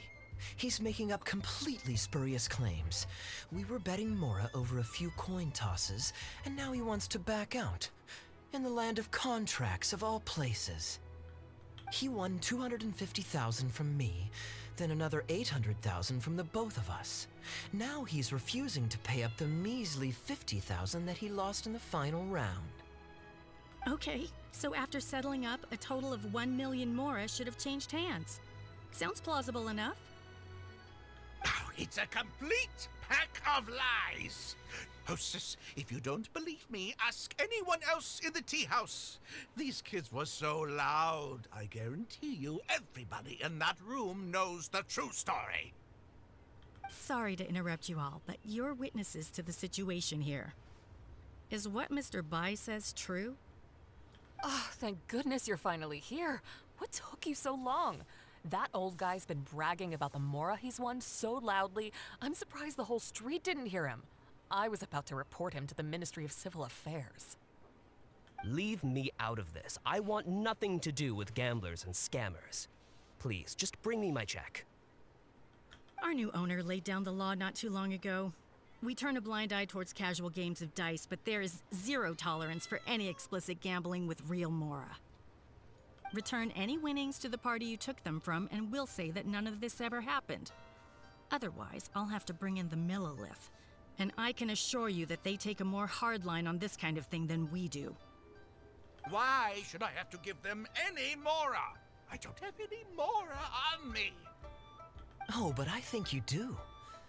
2 investments, was it?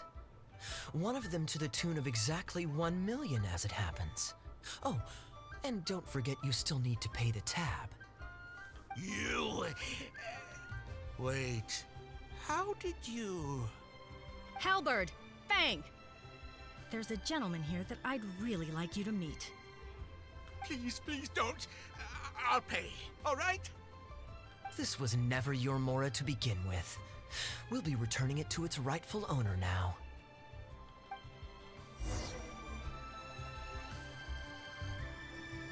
Okay. Oh, here. What did you think, Captain Wu? Could you hear clearly from your corner on the 2nd floor? Yes, everything. I can't thank you two enough. Woo. This was your doing, wasn't it? You and this Mondstatter planned the whole thing. Along with that blonde one. And all the customers on that floor were in on it too, weren't they? I know where you live, and I know what your wife looks like, and your pretty little daughter too. You crossed the wrong man today. Who'd be scared of a crook like you? I'll take you on any day of the week. Well, let's see how long that false bravado of yours will last. Oh, look at that. He figured it out. Guess he's not as dumb as we thought. Don't you two get cocky either. Just you wait. I will hunt you down. My apologies for having to leave this question until you'd vacated the premises, but I couldn't have things escalate inside the tea house. I hope you can understand our position. I noticed that all the guests on the 2nd floor were present before you took your seats, then left almost immediately after you did. Would I be correct in saying you were looking to set this man up? Wait, so you saw through it right away? Under normal circumstances, we would never tolerate a scheme like this taking place on our grounds, as it risks damaging our owner's reputation.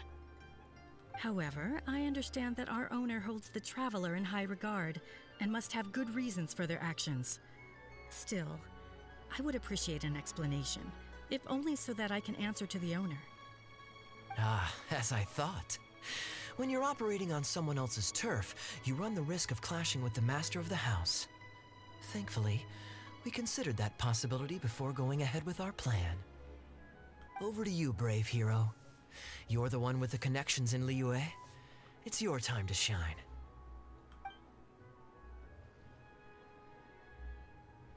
Okay, I understand the situation now. It goes without saying that I have no wish to stand in the way of your chivalrous deeds. I'll report everything you told me to our owner. Feel free to find me again if you need any further explanation. Well, Captain Wu, remember what I promised you? What do you think? Angry and frustrated enough for you? I think you delivered. That's the second option. Shame he didn't cry like a big baby, though. Excuse me, coming through. Is this the Mr. Bai you reported to us? Yes, that's him all right. The one who scammed Captain Wu. Wait!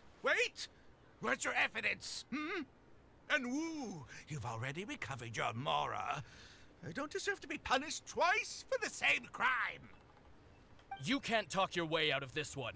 You're already suspected of defrauding multiple victims out of smaller amounts, and the combined total meets the threshold for a conviction.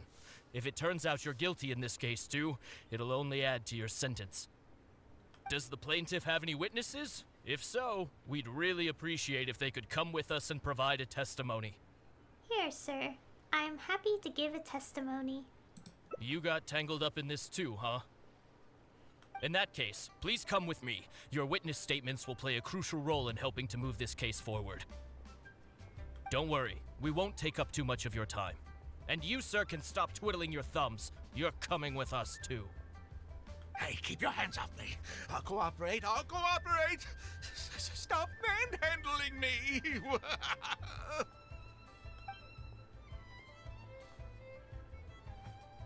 Thank you so much, the both of you. I really don't know how I could ever begin to repay you. Well, I have an idea. We originally came here to do some sightseeing. Anywhere you'd recommend we go before the end of our trip? Let me think. Now, where would I want to go? Hey, are either of you interested in a fishing trip? Sounds fun to me. Let's go. Okay, go to the seaside. Come and see these rare and precious curios. Let's go.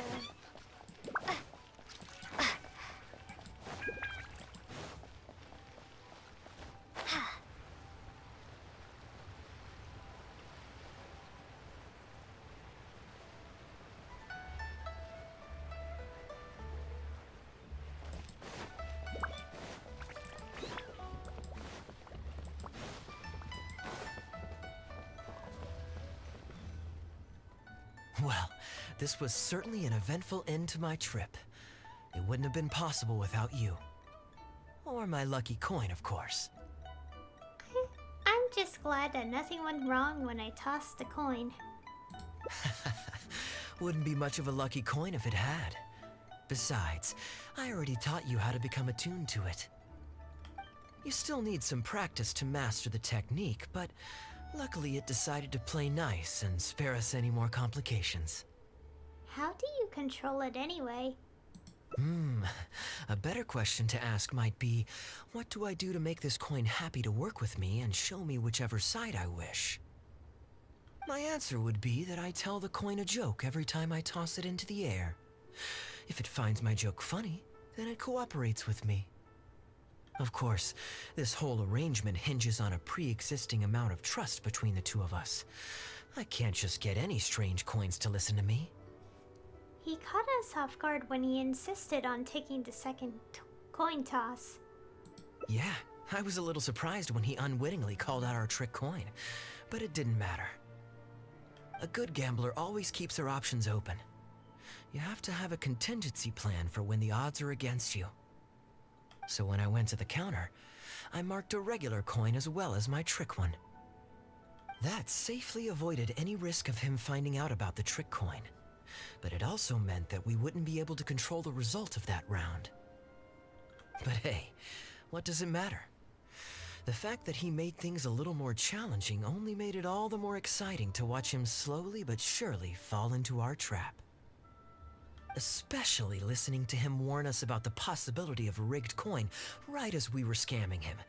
That was my favorite part. As long as I chose the same bet as him, and you bet the opposite to me, it was always going to end up with him paying.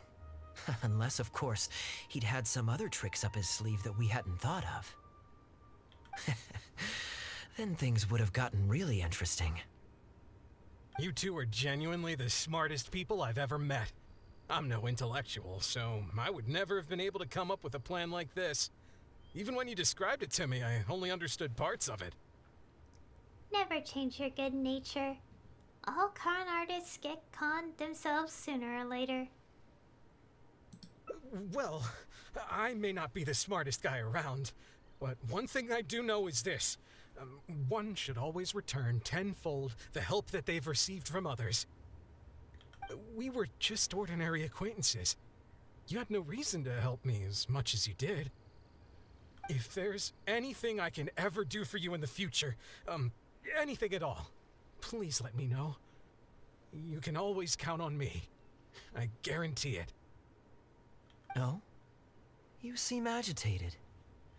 Are you worried about owing me yet another favor? There are two kinds of people who owe me favors. One is my friends, and the other my informants. My informants have to fulfill whatever requests I make of them, no questions asked.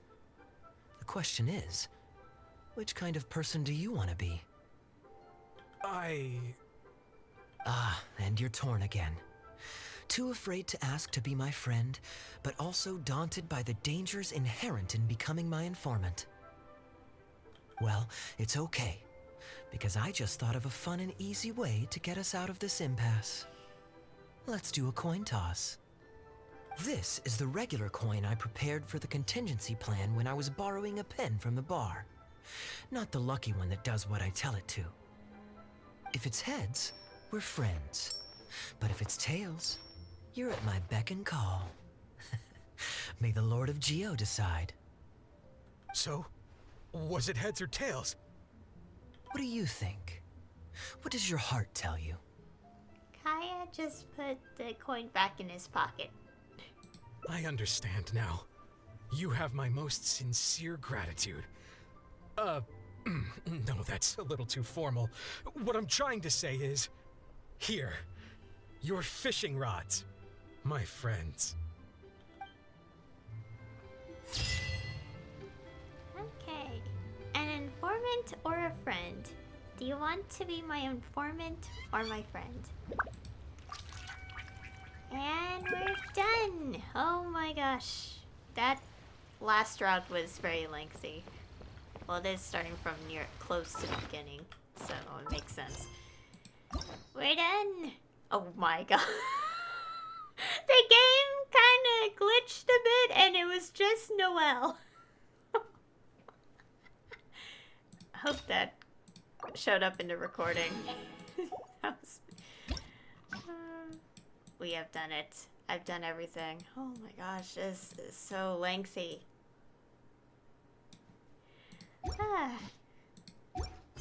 Anyways, I have done it. I have completed the hangout. I like how one part of it I knew immediately something was wrong because, you know, obviously I did Baiju's story quest, so, you know, already knew immediately that something was suspicious. Yeah. Oh, this one, the whole hangout was quite interesting. I enjoyed the interactions and all that.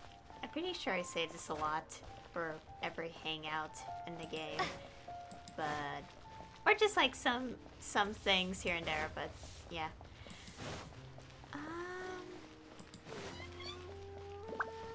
And that's it.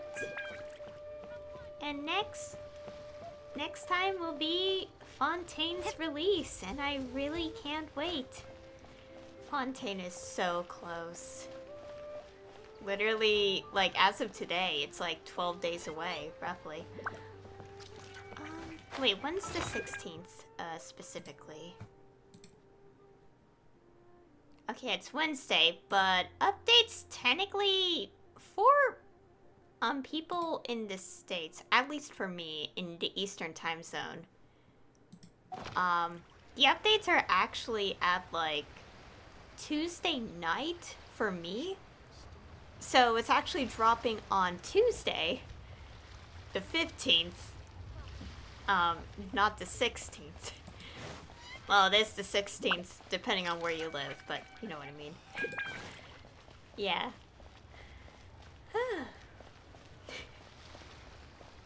Okay. Man, I really can't wait. There's so much I wanted to say, like, about what I'm expecting, like, well, not really expecting, but just, like, what I'm, like, looking forward to, actually. But, we'll save that for when it's actually released. As for what I've done today, the Hangout's really nice. I'm glad I finally got to play it, because I couldn't do it last week. And, what else? I don't know what else to say, but that's more or less what I want to say anyway, so, yeah.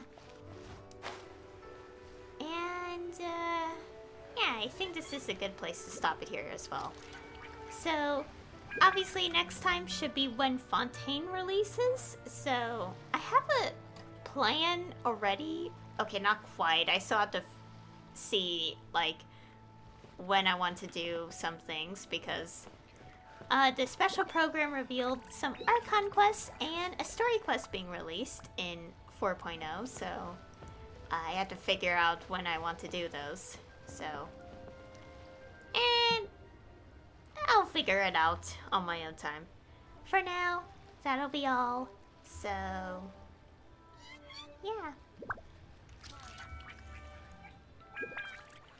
So anyway, thank you all for watching, and I'll see you all next time.